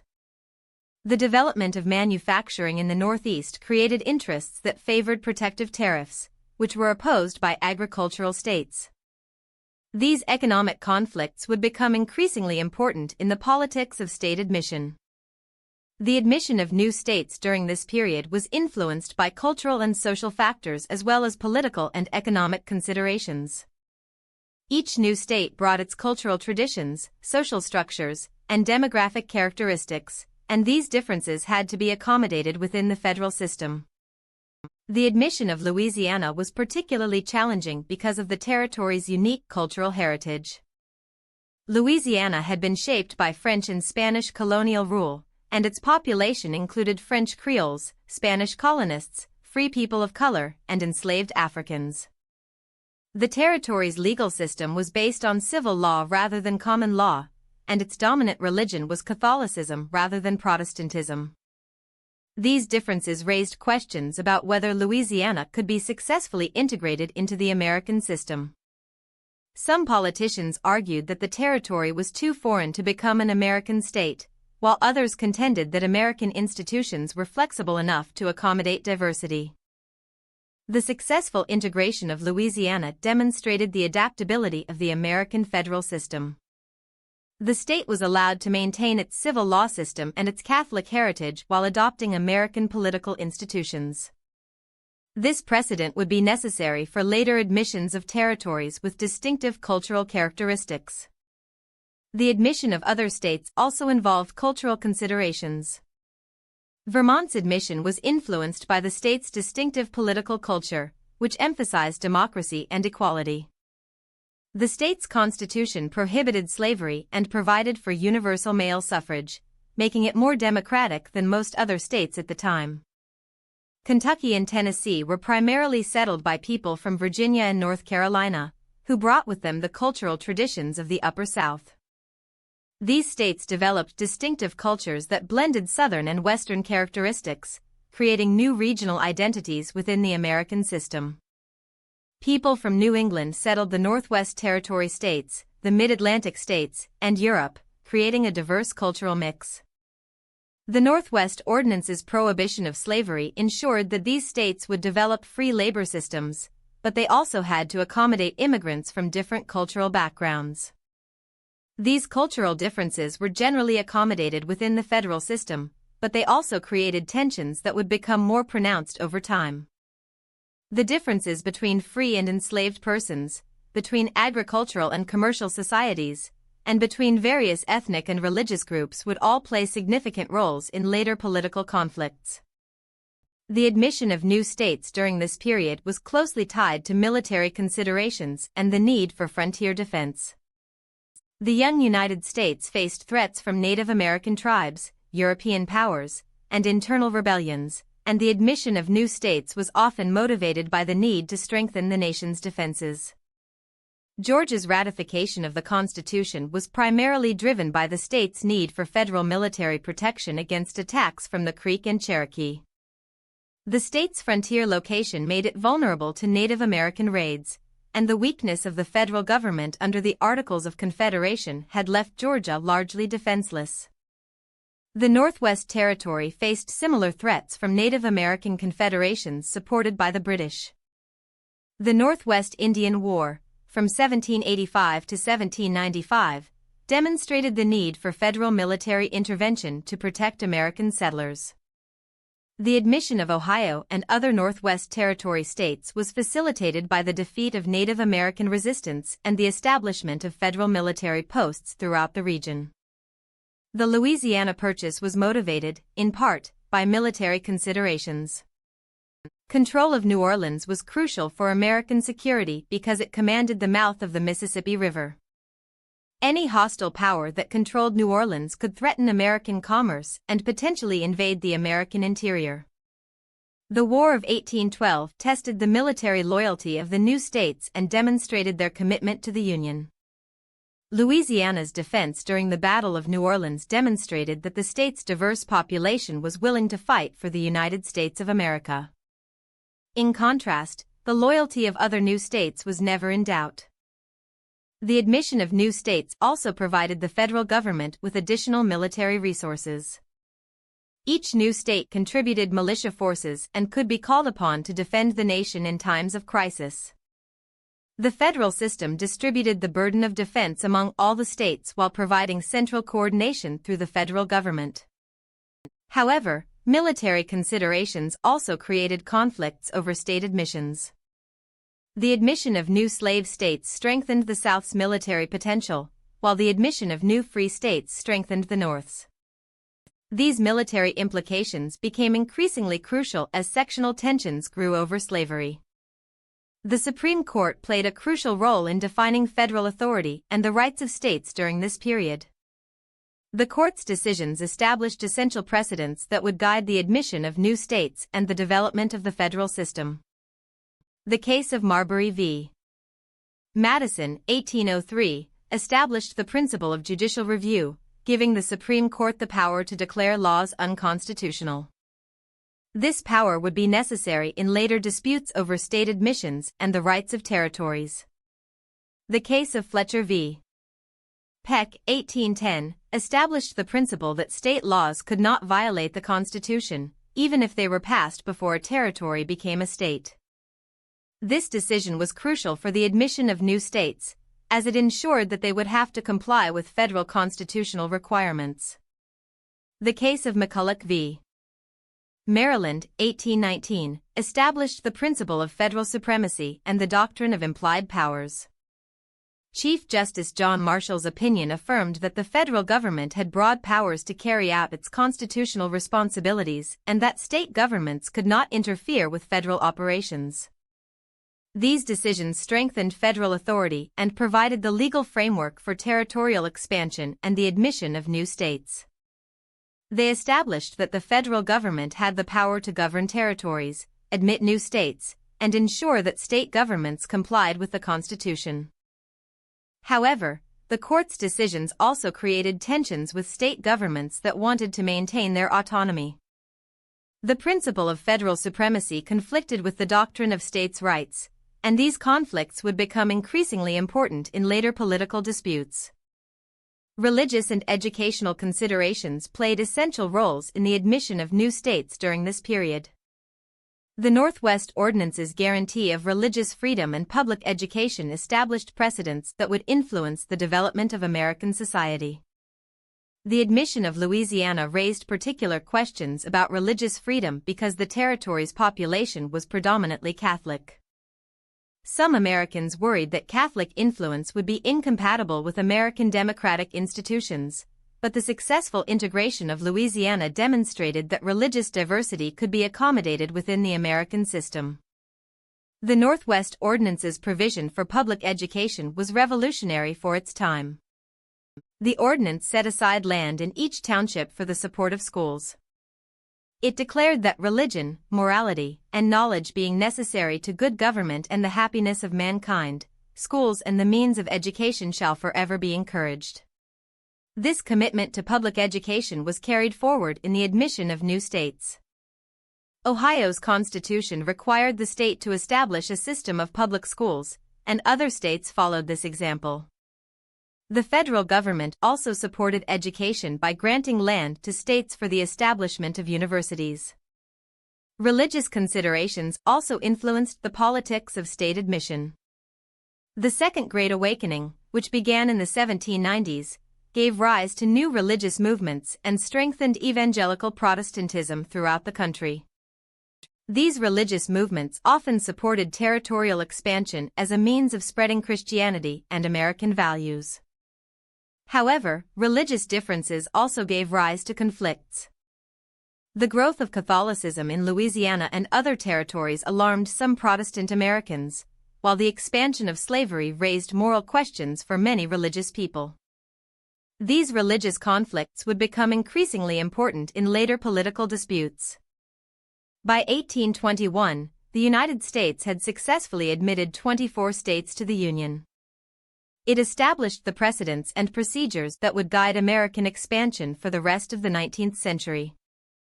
The process had not been easy, it had required compromises, conflicts, and constant adaptation, but it had created a federal system that could accommodate diversity while maintaining unity.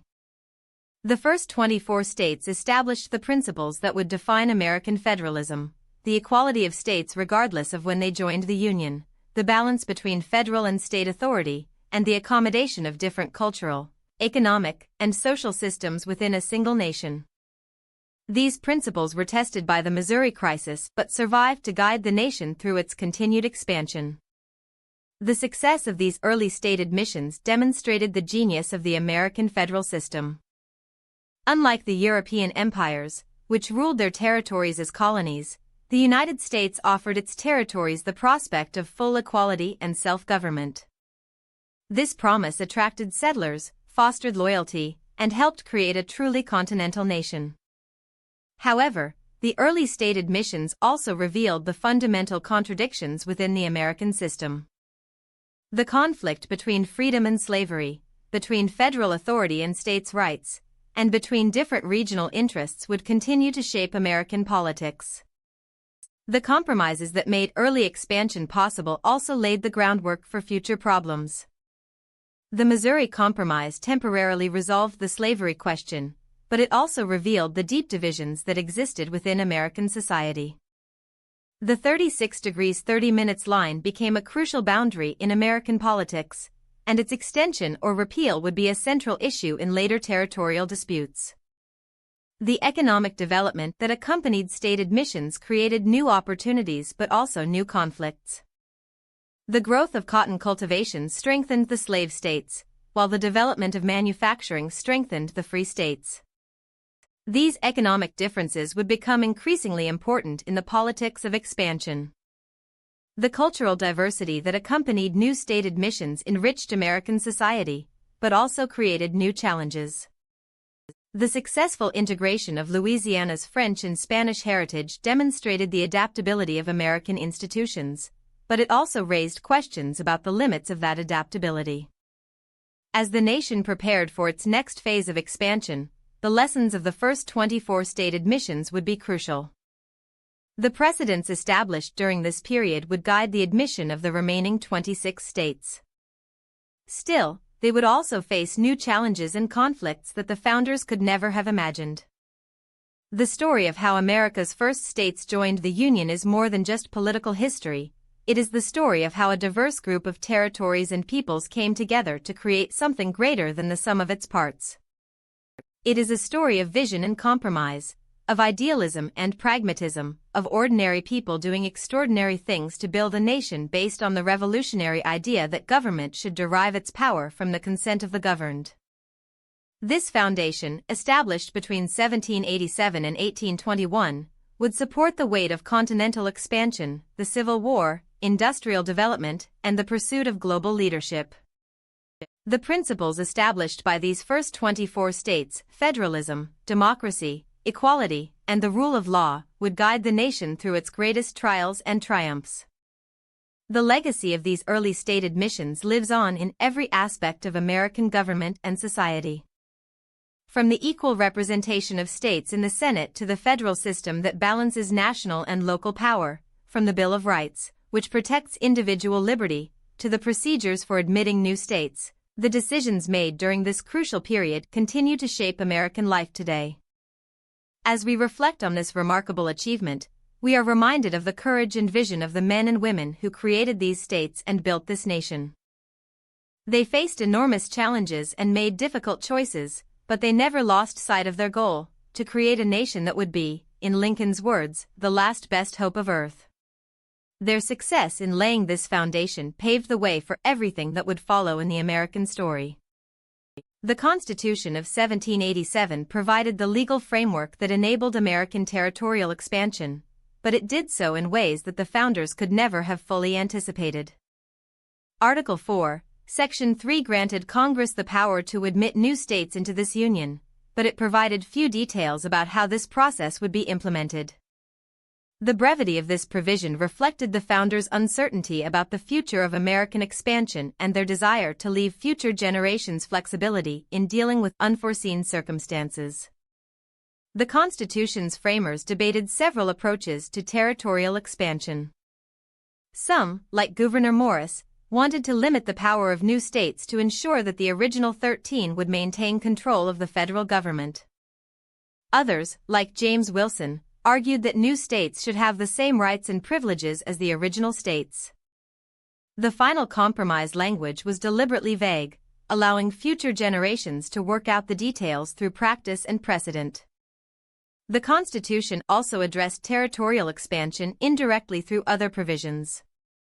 The Commerce Clause granted Congress the power to regulate interstate commerce, which was crucial for integrating new territories into the national economy.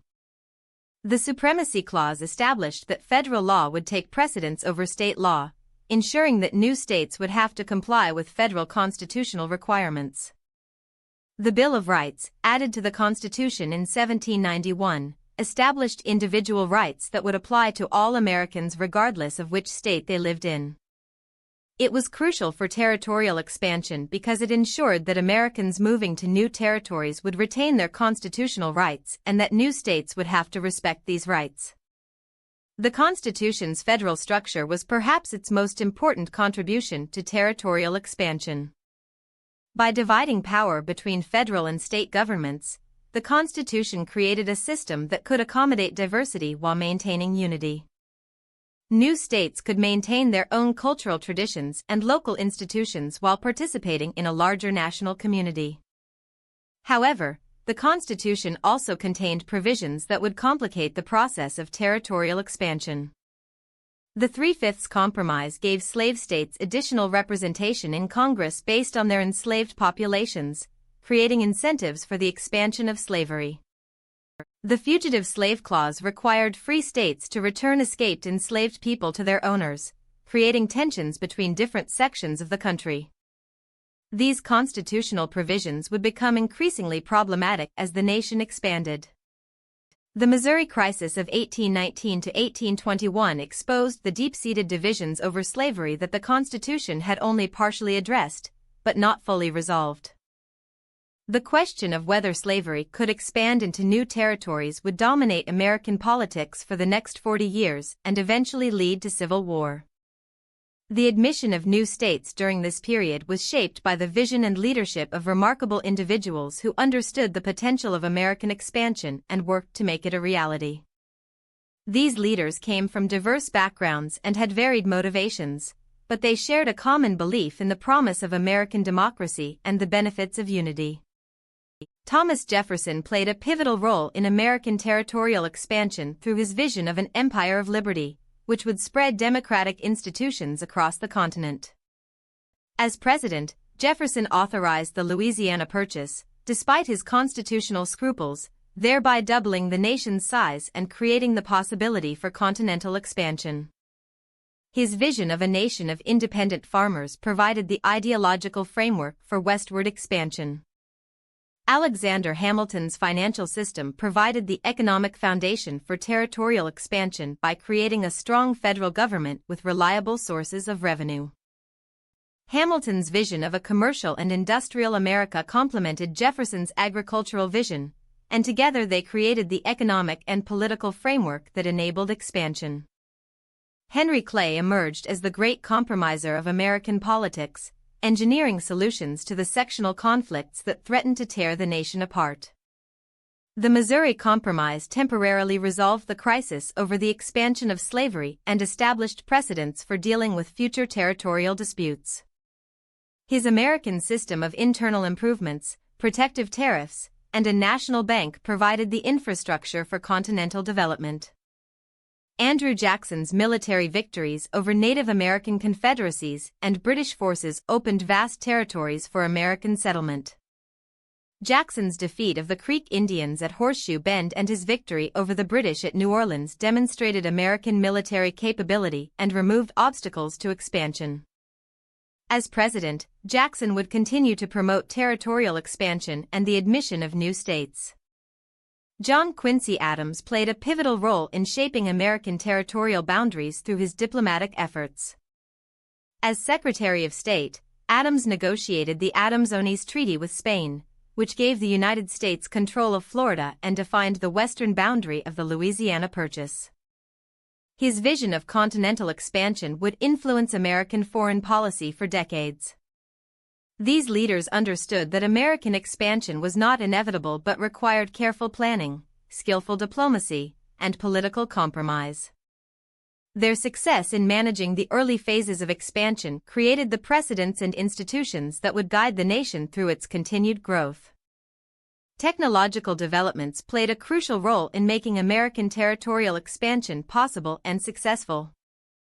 The early 19th century was a period of rapid technological change that transformed transportation, communication, and economic development, making it possible to govern and develop a continental nation. The development of steamboat technology revolutionized river transportation, enabling the efficient movement of people and goods along the nation's inland waterways. Robert Fulton's successful steamboat voyage in 1807 demonstrated the potential of steam power, and within a few years, steamboats were operating on rivers throughout the country. This technology was vital for the development of the Mississippi River Valley and the integration of Western territories into the national economy. The construction of canals created artificial waterways that connected different regions of the country, facilitating the movement of goods and people. The Erie Canal, completed in 1825, connected the Great Lakes with the Atlantic Ocean and made New York City the commercial capital of the nation. Other canals connected the Ohio River Valley with eastern markets and facilitated the development of the Northwest Territory states. The development of turnpike roads improved overland transportation, making it easier for settlers to reach the Western territories. The National Road, begun in 1811, connected the eastern states with the Ohio River Valley and provided a reliable route for westward migration. State and private turnpike companies built thousands of miles of improved roads that facilitated commerce and communication. The invention of the cotton gin in 1793 revolutionized Southern agriculture, creating powerful economic incentives for territorial expansion. The gin made it profitable to grow cotton in areas where it had previously been uneconomical, leading to the rapid expansion of cotton cultivation into the Southwest. This expansion increased the demand for enslaved labor and strengthened the political power of the slave states. Improvements in printing technology made it possible to produce newspapers, books, and pamphlets more cheaply and efficiently.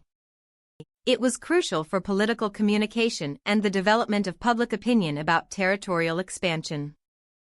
The ratification debates over the Constitution were primarily conducted through printed materials, and newspapers continued to play a crucial role in debates over state admission. These technological developments made it possible to govern and develop a continental nation, but they also created new challenges and conflicts. The expansion of cotton cultivation strengthened the slave system, while improvements in transportation and communication facilitated coordination among different sections of the country for their political activities. Technology was a tool that could be utilized for various purposes, and its impact depended on the choices made by both political leaders and ordinary citizens. The admission of new states during this period was accompanied by significant social and demographic changes that transformed American society. The movement of people from east to west, the growth of cities, and the development of new social institutions all contributed to the creation of a more diverse and complex nation. The westward migration of Americans was one of the most significant demographic trends of the early 19th century. Hundreds of thousands of people left the eastern states to seek opportunities in the western territories, creating new communities and new ways of life. This migration was driven by economic opportunity, the availability of cheap land, and the desire for independence and self-improvement. The migrants came from all walks of life and all sections of the country. New England farmers sought fertile land in the Ohio River Valley, while Southern planters relocated to Alabama and Mississippi, taking their enslaved workers with them. European immigrants, particularly Germans and Irish, also participated in westward migration, bringing their cultural traditions and skills. This migration gave rise to new social patterns and institutions. Western communities were often more democratic and egalitarian than Eastern societies, characterized by less rigid class distinctions and greater opportunities for social mobility. The frontier experience fostered self-reliance, cooperation, and innovation, cultivating distinctive American characteristics that would shape the nation's development. The growth of cities was another essential demographic trend during this period. Cities like Cincinnati, Louisville, and New Orleans experienced rapid growth as commercial centers for their respective regions. In contrast, older cities such as New York, Philadelphia, and Boston expanded as centers of trade and manufacturing. Urban growth created new economic opportunities but also new social problems, including poverty, crime, and disease. The development of new social institutions accompanied these demographic changes. Churches, schools, and voluntary associations were established in new communities, creating the social infrastructure necessary for civilized life. The Second Great Awakening, which began in the 1790s, gave rise to new religious movements and strengthened existing denominations, offering moral guidance and social cohesion to rapidly changing communities. These social and demographic changes had significant implications for the admission of new states. The movement of people from different backgrounds created diverse communities that had to be integrated into the American political system. The development of new social institutions provided the foundation for democratic government and civic participation. However, these changes also created new tensions and conflicts. The movement of slaveholders into new territories raised questions about the expansion of slavery, while the growth of cities created new economic and social divisions. The challenge for American political leaders was to manage these changes while maintaining national unity and democratic government. The economic development that accompanied the admission of new states during this period transformed the United States from a collection of largely self-sufficient agricultural communities into an integrated national market economy. This transformation was crucial for the success of territorial expansion and the creation of a continental nation. The development of commercial agriculture was one of the most important economic changes of this period. Western farmers began producing crops not only for their consumption but also for sale in distant markets. Corn, wheat, and other grains from the Ohio River Valley were shipped down the Mississippi River to New Orleans and then to eastern and foreign markets. Cotton from the Southwest was shipped to textile mills in New England and the United Kingdom. This commercial agriculture required new forms of transportation and communication to connect producers with markets. Rivers, canals, and roads carried agricultural products to market, while newspapers and letters carried information about prices and market conditions. The development of banking and credit systems enabled farmers to finance their operations and merchants to facilitate trade. The growth of manufacturing, particularly in New England, created new markets for agricultural products and new sources of manufactured goods for Western communities. Textile mills processed cotton from the South, while other factories produced tools, household goods, and other products needed by Western settlers. This industrial development created economic interdependence between different regions of the country. The development of a national market economy had significant implications for the admission of new states into the market economy. Economic integration created powerful interests in favor of maintaining the Union and expanding the nation's territory. Merchants, manufacturers, and farmers all benefited from access to larger markets and cheaper transportation, creating constituencies for territorial expansion and state admission. However, economic development also created new sources of conflict. The growth of manufacturing in the North led to demands for protective tariffs that were opposed by agricultural states. The expansion of cotton cultivation strengthened the slave system and increased tensions between free and enslaved persons in the states. The development of different regional economies created different interests that had to be balanced within the federal system. The success of economic integration during this period demonstrated the benefits of union and provided powerful arguments for continued expansion. The admission of new states brought additional resources, markets, and opportunities for growth, while the federal system provided the framework for economic coordination and development. American territorial expansion during this period took place within an international context that both facilitated and constrained the nation's growth. The United States had to navigate relationships with European powers, Native American nations, and other American republics while pursuing its expansionist goals. The Napoleonic Wars in Europe created opportunities for American expansion by distracting European powers and disrupting their colonial systems. The Louisiana Purchase was possible because Napoleon needed money for his European campaigns and wanted to prevent Louisiana from falling into British hands. The weakness of Spain during this period also created opportunities for American expansion into Florida and the Southwest. The relationship with Great Britain was significant for American expansion. The Jay Treaty of 1794 resolved some outstanding issues from the Revolutionary War and established peaceful relations between the two countries. However, British support for Native American resistance and interference with American commerce created ongoing tensions that eventually led to the War of 1812. The War of 1812 was crucial for American expansion because it demonstrated the nation's ability to defend its territory and interests against a significant European power. The American victory at New Orleans and the successful defense of Baltimore showed that the United States could not be easily conquered or intimidated. The Treaty of Ghent, which ended the war, established the principle that territorial changes would require mutual consent, protecting American territorial integrity. The relationship with Native American nations was complex and often tragic. The United States recognized Native American sovereignty in theory but consistently violated it in practice. Treaties were negotiated and then broken when American settlers wanted Native American lands. Military force was used to remove Native American resistance and open territories for American settlement.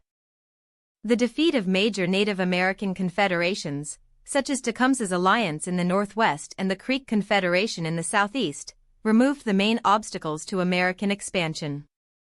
However, these victories came at an enormous cost to Native American peoples, who lost their lands, their independence, and often their lives.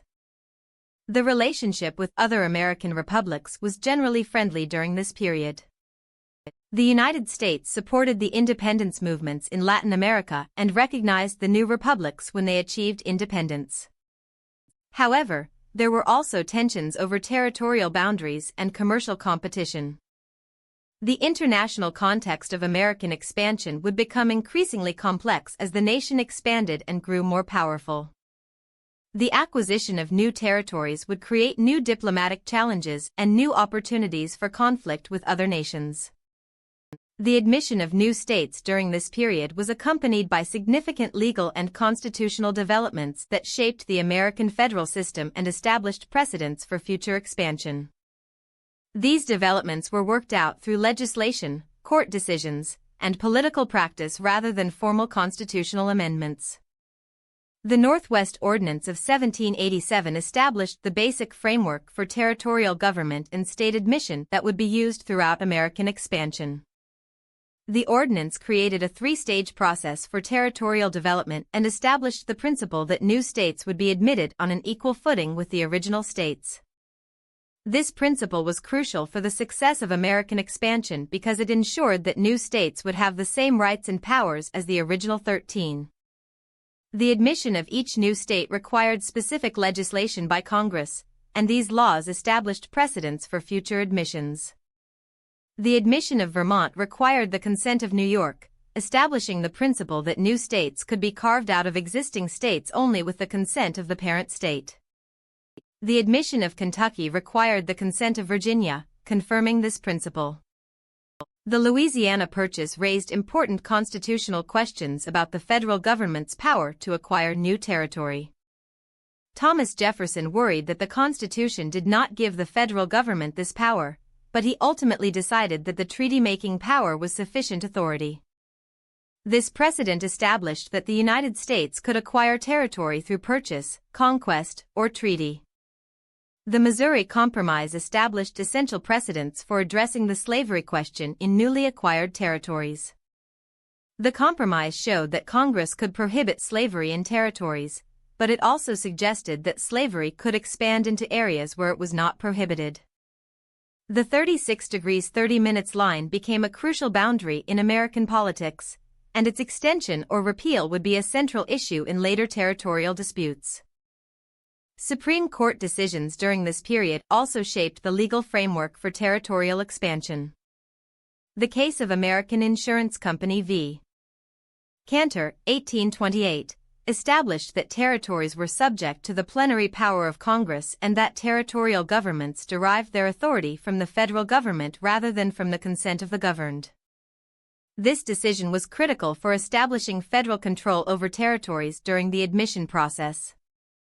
These legal and constitutional developments created a framework for territorial expansion that balanced federal control with local self-government, thereby establishing a foundation for the development of the United States. The framework was flexible enough to accommodate different circumstances and challenges, but it also contained tensions and contradictions that would become more pronounced as the nation expanded.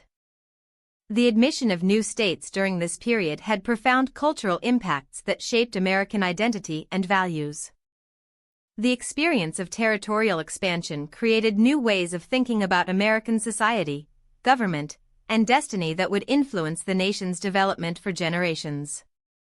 The frontier experience created distinctive American characteristics that differentiated the United States from European societies. The availability of cheap land and the opportunity for economic advancement encouraged individualism, self-reliance, and social mobility.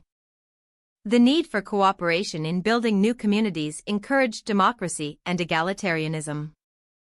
The challenges of frontier life encouraged innovation and adaptability. These frontier values were celebrated in American literature, art, and popular culture. Writers like James Fenimore Cooper romanticized frontier life, creating archetypal American characters such as the frontiersman and the pioneer. Politicians like Andrew Jackson embodied frontier values and utilized them to appeal to voters across the nation. The admission of new states also created new forms of American identity that transcended regional boundaries. Americans began to think of themselves as citizens of a continental nation rather than residents of particular states or regions. The success of territorial expansion fostered confidence in American institutions and values, which would shape the nation's approach to international relations. However, territorial expansion also created cultural conflicts that would have lasting impacts on American society. The expansion of slavery into new territories created moral conflicts that divided American churches, political parties, and families.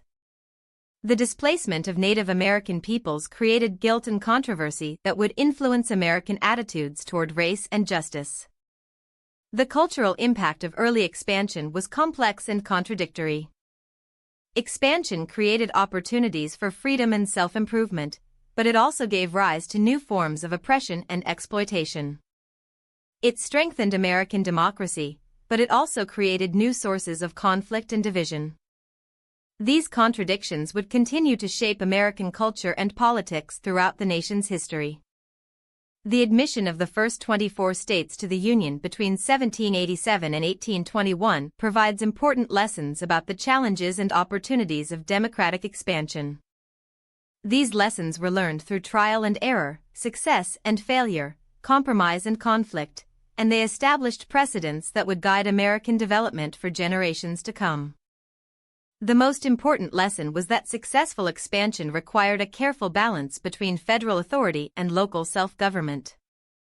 The federal system created by the Constitution provided the framework for this balance, but it required constant adjustment and refinement. Too much federal control would stifle local initiative and create resentment, while too little federal control would lead to chaos and disunion. Another important lesson was that expansion required compromise and accommodation among different interests and values.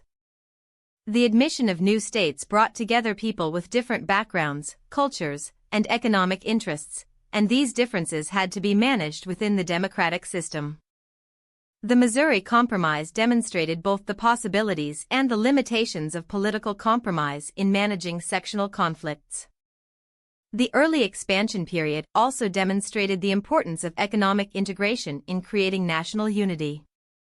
The development of transportation networks, communication systems, and market relationships created powerful interests in favor of maintaining the Union and expanding the nation's territory.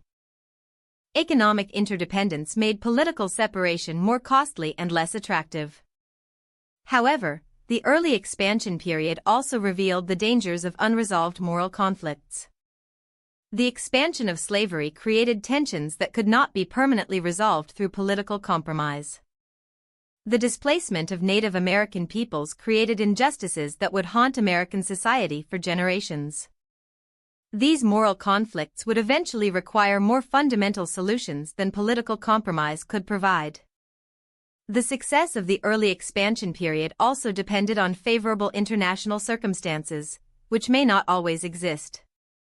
The weakness of European powers during the Napoleonic Wars created opportunities for American expansion that might not be available in the future. The nation would need to develop the military and diplomatic capabilities necessary to protect its interests in a more competitive international environment. The admission of the first 24 states to the Union created a foundation for American development that has endured for more than 2 centuries. The principles, institutions, and precedents established during this period continue to shape American government and society today. The principle of equal statehood established by the Northwest Ordinance and confirmed by subsequent admissions remains a cornerstone of American federalism. All 50 states have equal representation in the Senate and equal rights under the Constitution, regardless of when they joined the Union or their size and population. This principle has been crucial for maintaining national unity and preventing the development of colonial relationships between different parts of the country. The federal system established by the Constitution and refined during the early expansion period remains the framework for the American government. The balance between federal and state authority has evolved, but the basic structure remains largely intact. This system has proven flexible enough to accommodate enormous changes in American society while maintaining democratic government and the rule of law. The precedents established for territorial government and state admission continue to guide American expansion. The 3-stage process created by the Northwest Ordinance was used for the admission of all subsequent states, with modifications to accommodate different circumstances. The principle that territories must meet specific requirements before admission has ensured that new states have the capacity for democratic self-government. The economic integration that began during the early expansion period has continued and deepened over time. The United States has evolved into a truly national economy, characterized by integrated markets, transportation systems, and communication networks. This economic integration has created powerful interests in favor of maintaining the Union, making political separation increasingly complex and costly. However, the early expansion period also created problems and contradictions that continue to influence American society. The expansion of slavery created moral conflicts that led to the Civil War and continue to affect race relations today. The displacement of Native American peoples created injustices that have never been fully resolved. The tension between individual rights and majority rule remains a persistent challenge to American democracy. The cultural values created by the frontier experience continue to influence American identity and behavior.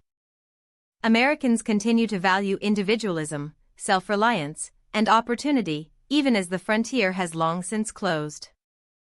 The belief in American exceptionalism and the concept of manifest destiny, which emerged during the early expansion period, continue to influence American foreign policy and international relations.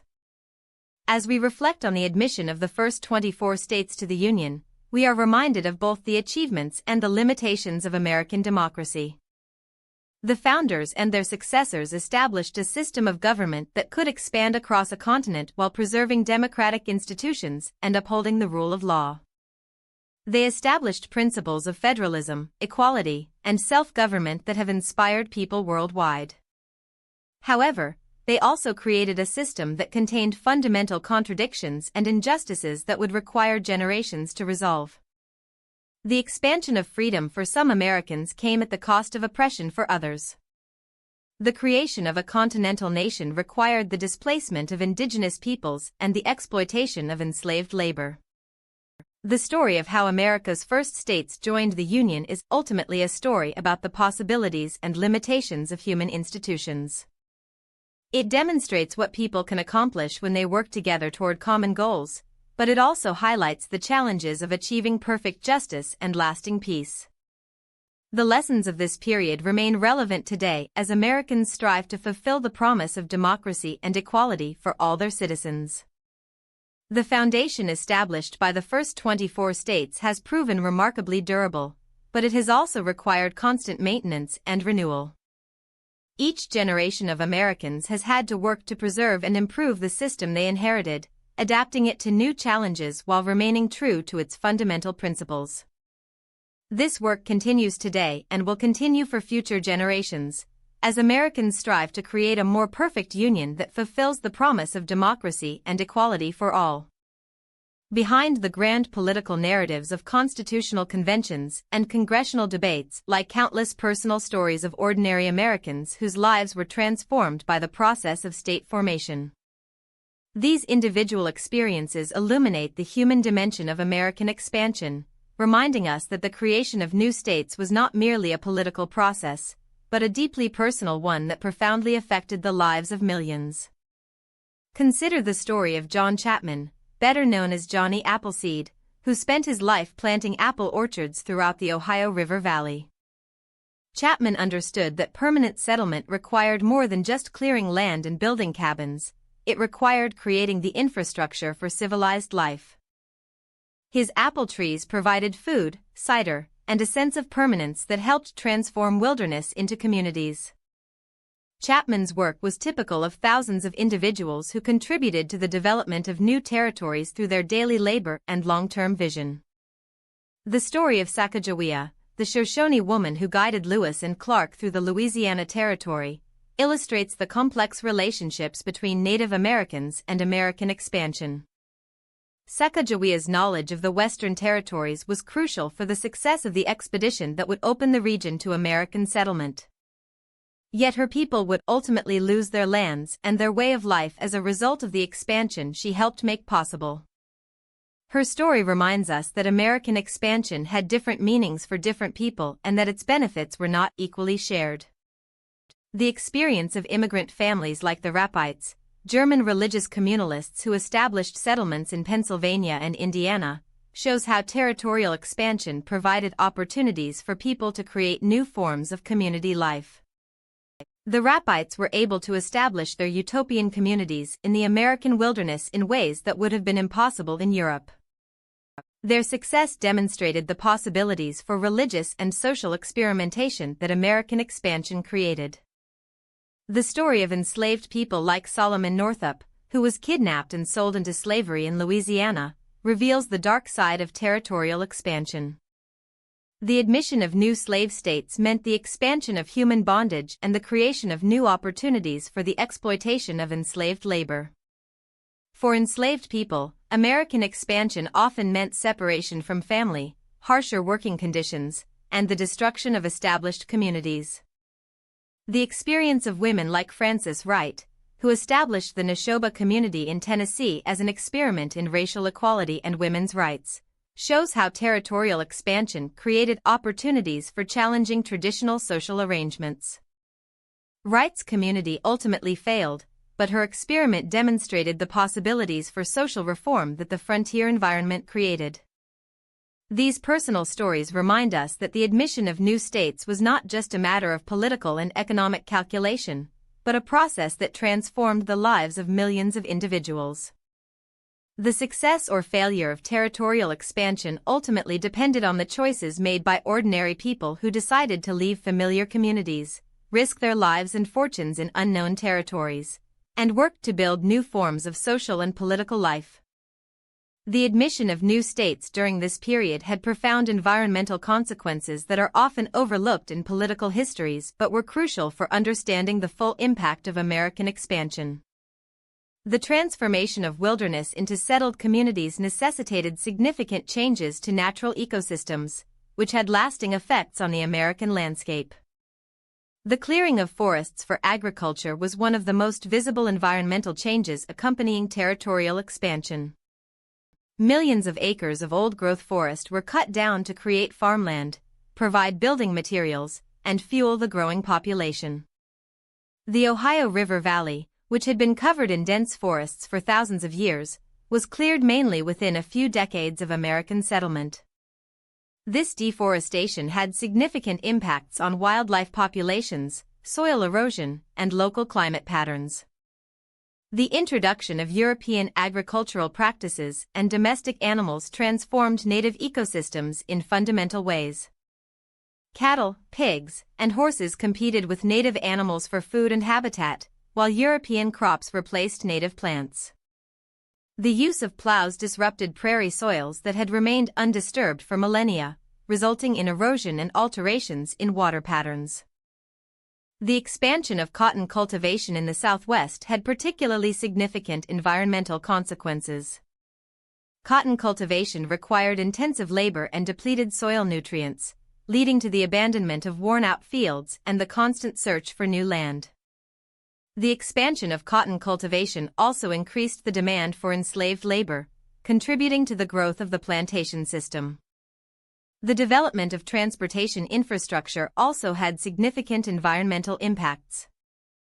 The construction of roads, canals, and river improvements altered natural water flows and destroyed wetlands and other sensitive habitats. The national road required the clearing of forests and the construction of bridges and embankments, which altered local ecosystems. However, territorial expansion also created new opportunities for environmental conservation and scientific study. The Lewis and Clark expedition collected thousands of plant and animal specimens, providing the first scientific descriptions of Western ecosystems. The establishment of new states created opportunities for the development of natural history societies and scientific institutions that would contribute to environmental knowledge. The environmental consequences of early territorial expansion established patterns that would continue throughout American history. The rapid exploitation of natural resources, the transformation of native ecosystems, and the prioritization of economic development over environmental protection became characteristic features of American expansion. However, the period also saw the beginning of environmental awareness and conservation efforts that would eventually lead to the establishment of national parks and the development of environmental protection laws. Religion played a crucial but often underappreciated role in the admission of new states during this period. Religious beliefs, institutions, and movements shaped the character of new communities, influenced political debates about statehood, and provided the moral framework within which Americans understood their expanding nation. The Second Great Awakening, which began in the 1790s and continued through the 1840s, had a profound impact on American territorial expansion. This religious revival emphasized personal salvation, democratic participation, and social reform, creating a religious culture that was well suited to frontier conditions. The revival's emphasis on individual choice and personal responsibility complemented the democratic values essential for successful territorial governance. Different religious denominations played different roles in territorial expansion. The Methodists were particularly successful in frontier areas due to their emphasis on lay preaching and the use of circuit riders, who could serve scattered communities. The Baptists also thrived on the frontier due to their democratic church governance and emphasis on individual conversion. The Presbyterians and Congregationalists were more successful in areas settled by New Englanders, where they could establish the educational institutions that were central to their religious culture. Religious considerations influenced the politics of state admission in various ways. The admission of Louisiana raised questions about the compatibility of Catholicism with American democratic institutions. Still, the successful integration of Catholic Louisiana demonstrated that religious diversity could be accommodated within the American system. The Northwest Ordinance's guarantee of religious freedom established a precedent that would be followed in all subsequent territorial governments. Religious movements also influenced attitudes toward slavery and territorial expansion. The Quakers were among the earliest and most consistent opponents of slavery, and their influence played a crucial role in shaping the anti-slavery character of Pennsylvania and other states. The evangelical revivals of the Second Great Awakening sparked moral opposition to slavery, which would ultimately contribute to the abolitionist movement. However, religion also justified territorial expansion and the displacement of Native Americans.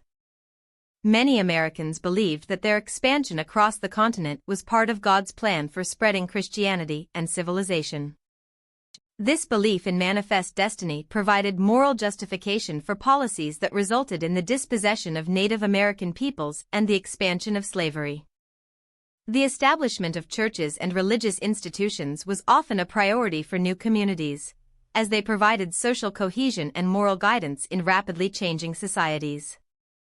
These religious institutions also provided education, social services, and cultural activities that were essential for the development of civilized communities.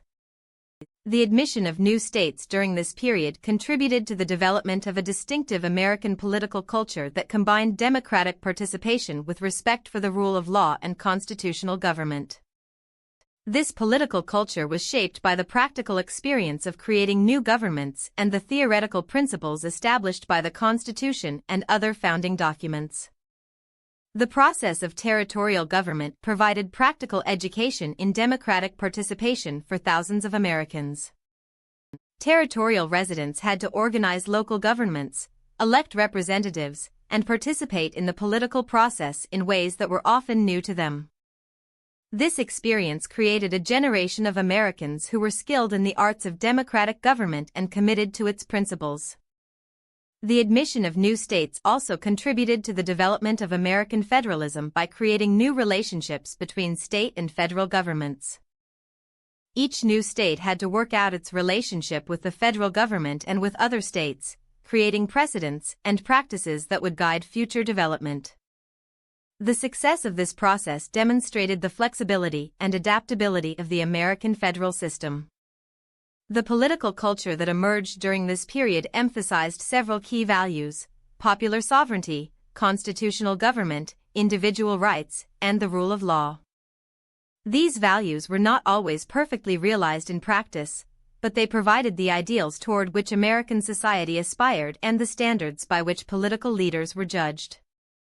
The development of political parties during this period also contributed to American political culture by providing mechanisms for organizing political competition and facilitating democratic participation.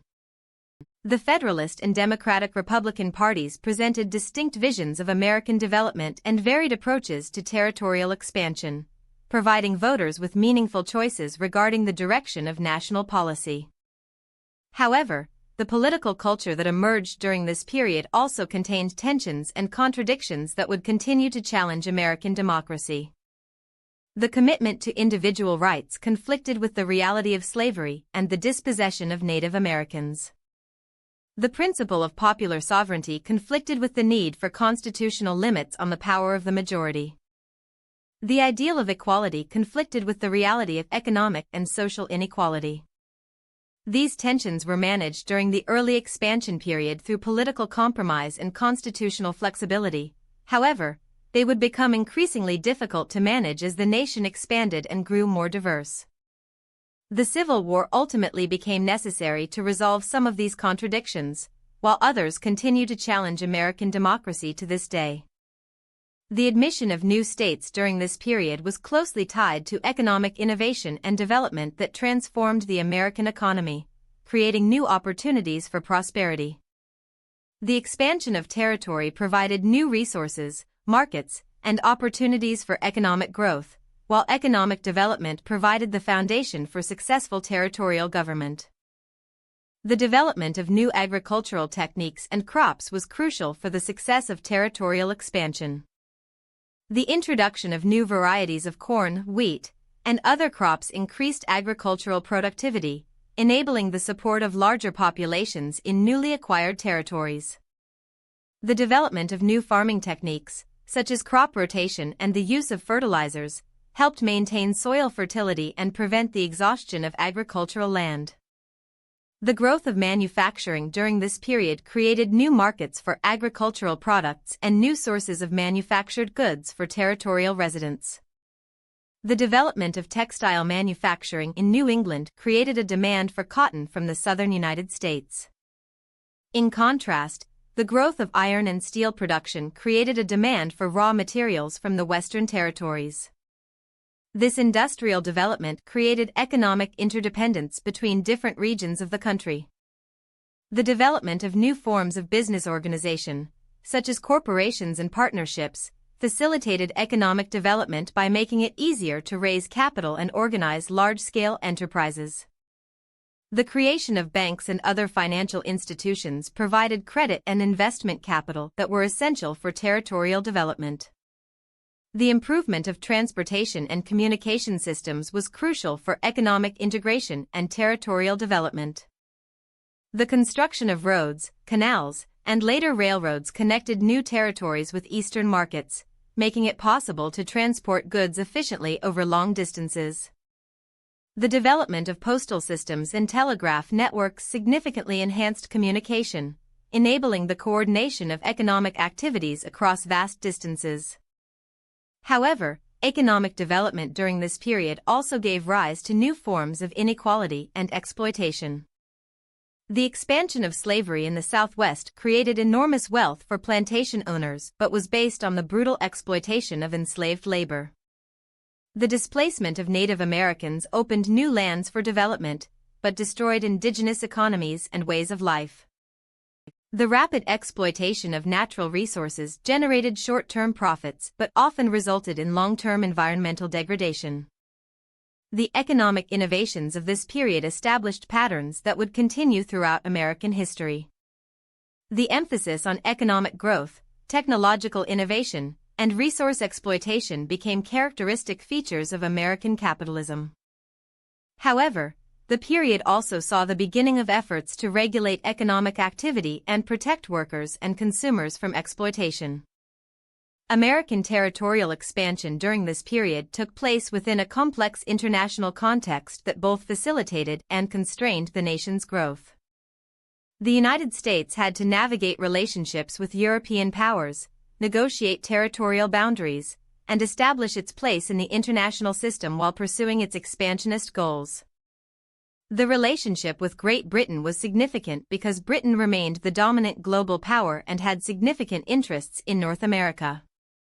The Jay Treaty of 1794 resolved some outstanding issues from the Revolutionary War and established peaceful commercial relations. However, tensions persisted over territorial boundaries, trade restrictions, and British support for Native American resistance to American expansion. The War of 1812 was crucial for establishing American independence and credibility in the international system. The successful defense of American territory against British invasion demonstrated that the United States could not be easily conquered or intimidated. The Treaty of Ghent, which concluded the war, established the principles of territorial integrity and mutual respect that would guide Anglo-American relations for the remainder of the 19th century. The relationship with France was transformed by the Louisiana Purchase, which removed France as a territorial rival in North America but created new diplomatic challenges. The United States had to establish its authority over the diverse populations of Louisiana while maintaining friendly relations with France. The success of this process demonstrated American capacity for territorial administration and cultural integration. The relationship with Spain was complicated by disputes over territorial boundaries and Spain's weakness during the Napoleonic period. The United States gradually acquired Spanish territories in Florida through a combination of military pressure, diplomatic negotiation, and the Spanish inability to maintain effective control. The Adams-Onis Treaty of 1819 finally resolved these territorial disputes and established clear boundaries between the United States and Spanish territories. The relationship with Native American nations was complex and often tragic. The United States recognized Native American sovereignty in theory but consistently violated it in practice. Treaties were negotiated and then broken when American settlers wanted Native American lands. Military force was used to remove Native American resistance and open territories for American settlement. The international context of American expansion would become increasingly complex as the nation expanded and grew more powerful. The acquisition of new territories would create new diplomatic challenges and new opportunities for conflict with other nations. However, the successful management of international relations during the early expansion period established precedents and capabilities that would serve the nation well in future challenges. As we reach the end of our examination of how America's first 24 states joined the Union, it becomes clear that this period laid the foundation for everything that would follow in American history. The principles, institutions, and precedents created between 1787 and 1821 would guide the nation through its continued expansion, its greatest trials, and its emergence as a global power. The most significant achievement of this period was the establishment of a federal system that could balance diversity with unity. The Constitution provided the framework, but it was the practical experience of admitting new states that worked out the details of how federalism would function.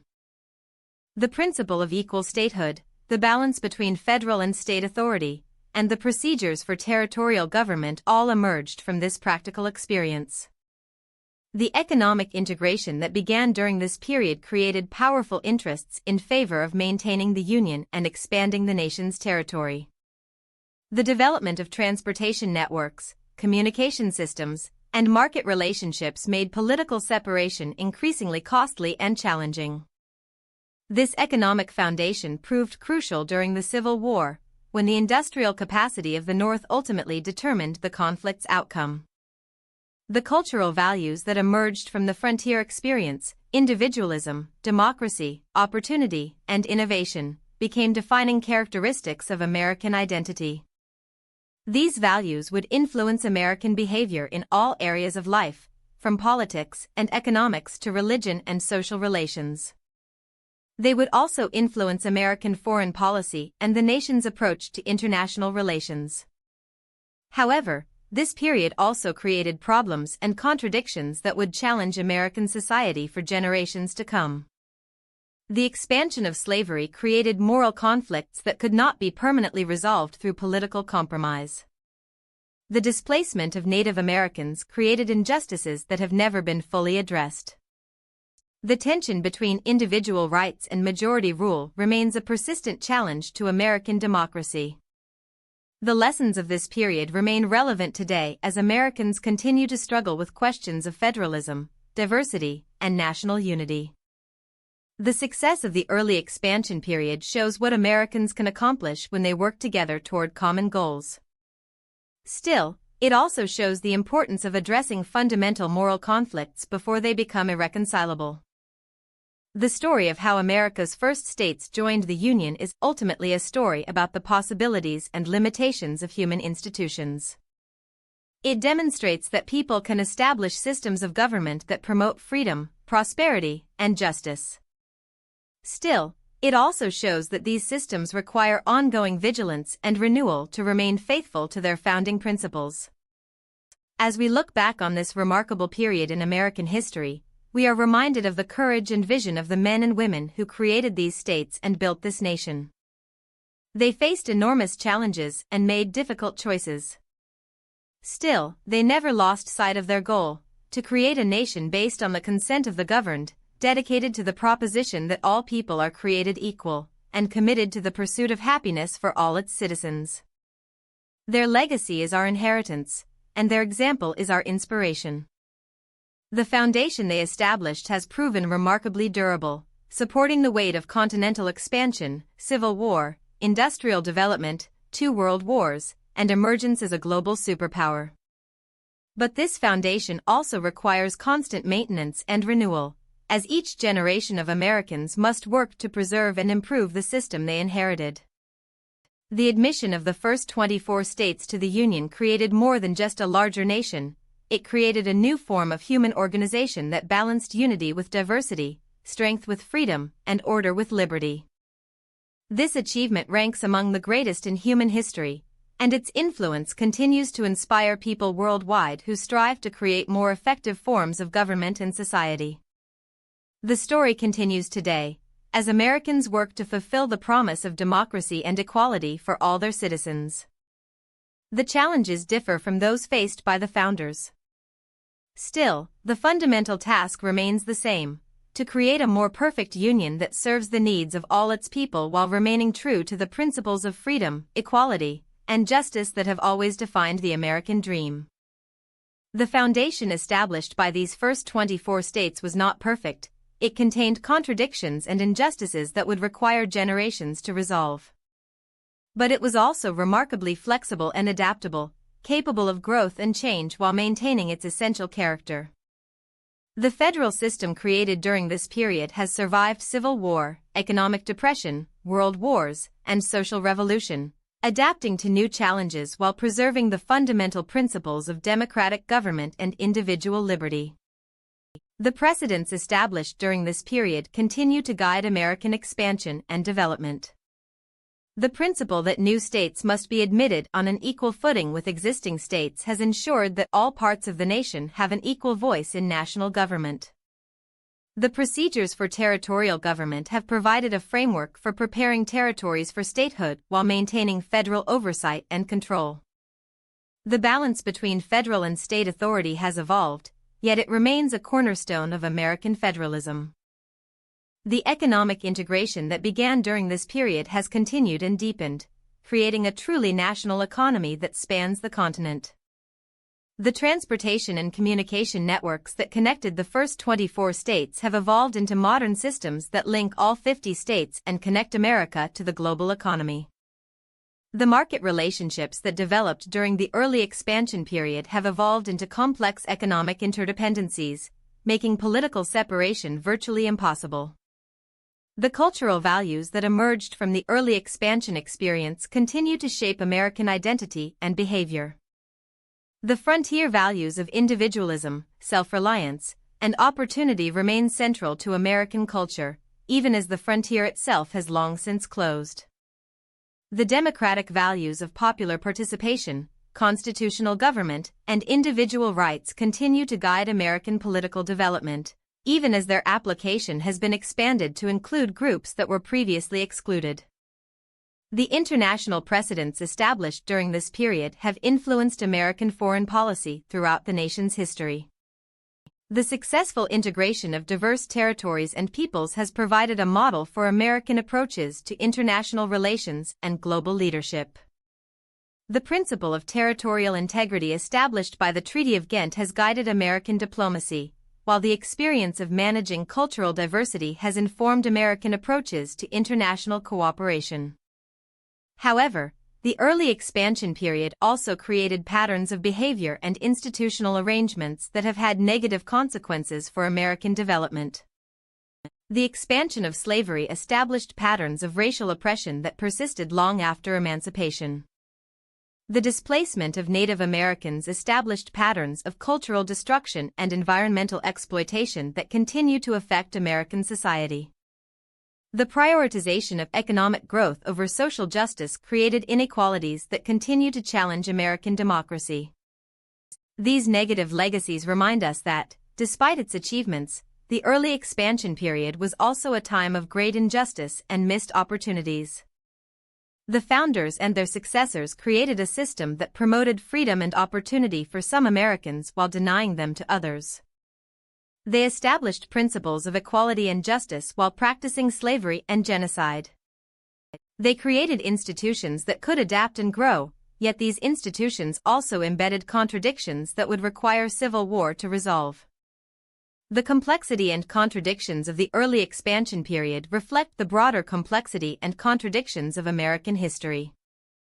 The United States has always been a nation of outstanding achievements and significant failures, of noble ideals and ignoble practices, of remarkable progress and persistent problems. The admission of the first 24 states exemplifies both the best and the worst of the American experience. As we conclude this examination of how America's first states joined the Union, we are reminded that history is not just about the past, but also about the present and the future. The decisions made by the founders and their successors continue to shape American life today, and the lessons from their experiences remain relevant to contemporary challenges. The success of the early expansion period shows that Americans can accomplish remarkable things when they work together toward common goals. The creation of a continental nation from 13 separate colonies was an achievement that seemed impossible to many observers, but it was accomplished through vision, compromise, and persistent effort. This example continues to inspire Americans facing contemporary challenges that seem equally daunting. The failures and contradictions of the early expansion period remind us that progress is not inevitable and that good intentions alone are insufficient to ensure just outcomes. The founders created a system that promoted freedom and equality in theory but failed to extend these benefits to all Americans in practice. Their example reminds us that each generation must work actively to fulfill the promise of American democracy and that this work is never finished. The story of how America's first states joined the Union is ultimately a tale of human possibility and limitation. It shows what people can accomplish when they dare to dream of something better than what exists, but it also illustrates the difficulty of creating perfect justice and lasting peace. The founders and their successors were neither saints nor villains but human beings trying to build something better for themselves and their posterity. Their legacy is complex and contradictory, yet inspiring and instructive. They created institutions and established principles that have served as foundations for continued progress toward the ideals of freedom, equality, and justice. They also created problems and contradictions that continue to challenge American society and require ongoing effort to resolve. The admission of the first 24 states to the Union was just the beginning of the American story, not its end. The principles established during this period would be tested by the Civil War, refined during Reconstruction, challenged by industrialization, and extended by social movements seeking to fulfill the promise of American democracy for all citizens. Today, as Americans continue to work toward a more perfect union, the lessons of the early expansion period remain relevant and essential. The success of that period demonstrates what Americans can accomplish when they work together. At the same time, its failures remind us of the importance of addressing fundamental injustices before they escalate into irreconcilable conflicts. The foundation established by the first 24 states has proven remarkably durable, but it also requires constant maintenance and renewal. Each generation of Americans must work to preserve and improve the system they inherited, adapting it to new challenges while remaining true to its fundamental principles. This work continues today and will continue for future generations, as Americans strive to create a nation that truly fulfills the promise of democracy and equality for all its citizens. The story of how America's first states joined the Union reminds us that the American experiment is ongoing, that its success is not guaranteed, and that its continuation requires the active participation of every generation. The founders laid a foundation, but it is up to us to build upon it, correct its flaws, and extend its benefits to all Americans. It is both our inheritance and our responsibility, both our privilege and our duty as citizens of the United States of America. The enduring significance of the first 24 state admissions lies not just in their historical importance but in their continuing relevance to contemporary American challenges. The federal system they created continues to provide the framework for balancing national unity with local diversity, federal authority with state autonomy, and majority rule with minority rights. The precedents they established continue to guide American approaches to territorial administration, democratic participation, and constitutional government. The economic integration they initiated has evolved into a global economy that connects the United States to markets and people worldwide. The transportation and communication networks they pioneered have become the infrastructure of the modern information age. The market relationships they developed have grown into complex economic systems that span continents and connect billions of people. The cultural values they embodied, democracy, equality, opportunity, and individual liberty, have become global aspirations that inspire people everywhere who seek to create better forms of government and society. The American example of successful territorial expansion and democratic governance has had a profound influence on constitutional development and nation-building efforts worldwide. However, the challenges they faced, balancing unity with diversity, managing economic inequality, addressing racial injustice, and protecting individual rights, remain central challenges for American society today. The solutions they developed were imperfect and incomplete, requiring continued effort and adaptation by subsequent generations. The story of how America's first states joined the Union is thus not just a historical narrative but a continuing source of inspiration and instruction for Americans seeking to build a more perfect union. It reminds us that the American experiment is ongoing, that its success requires the active participation of every citizen, and that its promise can be fulfilled only through continued commitment to the principles of freedom, equality, and justice for all. As we face the challenges of the 21st century, globalization, technological change, environmental degradation, and social inequality, the lessons of the early expansion period remain relevant and vital. The founders showed us that seemingly impossible challenges can be overcome through vision, compromise, and persistent effort. They also demonstrated that progress requires constant vigilance and that each generation must work to preserve and extend the benefits of democratic governance. The admission of the first 24 states to the Union was a remarkable achievement that established the foundation for everything that would follow in American history. It created a nation that could expand across a continent while maintaining democratic institutions, accommodate diversity while preserving unity, and adapt to changing circumstances while remaining true to its founding principles. This achievement was not the work of a few great leaders but the collective effort of millions of ordinary Americans who chose to participate in the democratic process, to compromise with their neighbors, and to work toward common goals despite their differences. Their example continues to inspire and guide us today as we work to build a nation that truly fulfills the promise of democracy and equality for all its citizens. The foundation they established has proven remarkably durable, supporting the weight of continental expansion, civil war, industrial development, world wars, and emergence as a global superpower. But this foundation also requires constant maintenance and renewal, as each generation must work to preserve and improve the system they inherited while adapting it to new challenges and opportunities. The story of America's first states joining the Union is ultimately a tale about the power of human cooperation and the potential of democratic governance. It demonstrates that people from diverse backgrounds, with varied interests and values, can collaborate to create something greater than the sum of their parts. It demonstrates that democratic institutions can be created and sustained even under challenging circumstances, and that the principles of freedom and equality can be extended to ever wider circles of people. This story continues today, as Americans work to fulfill the promise of democracy and equality for all their citizens. The challenges are different from those faced by the founders.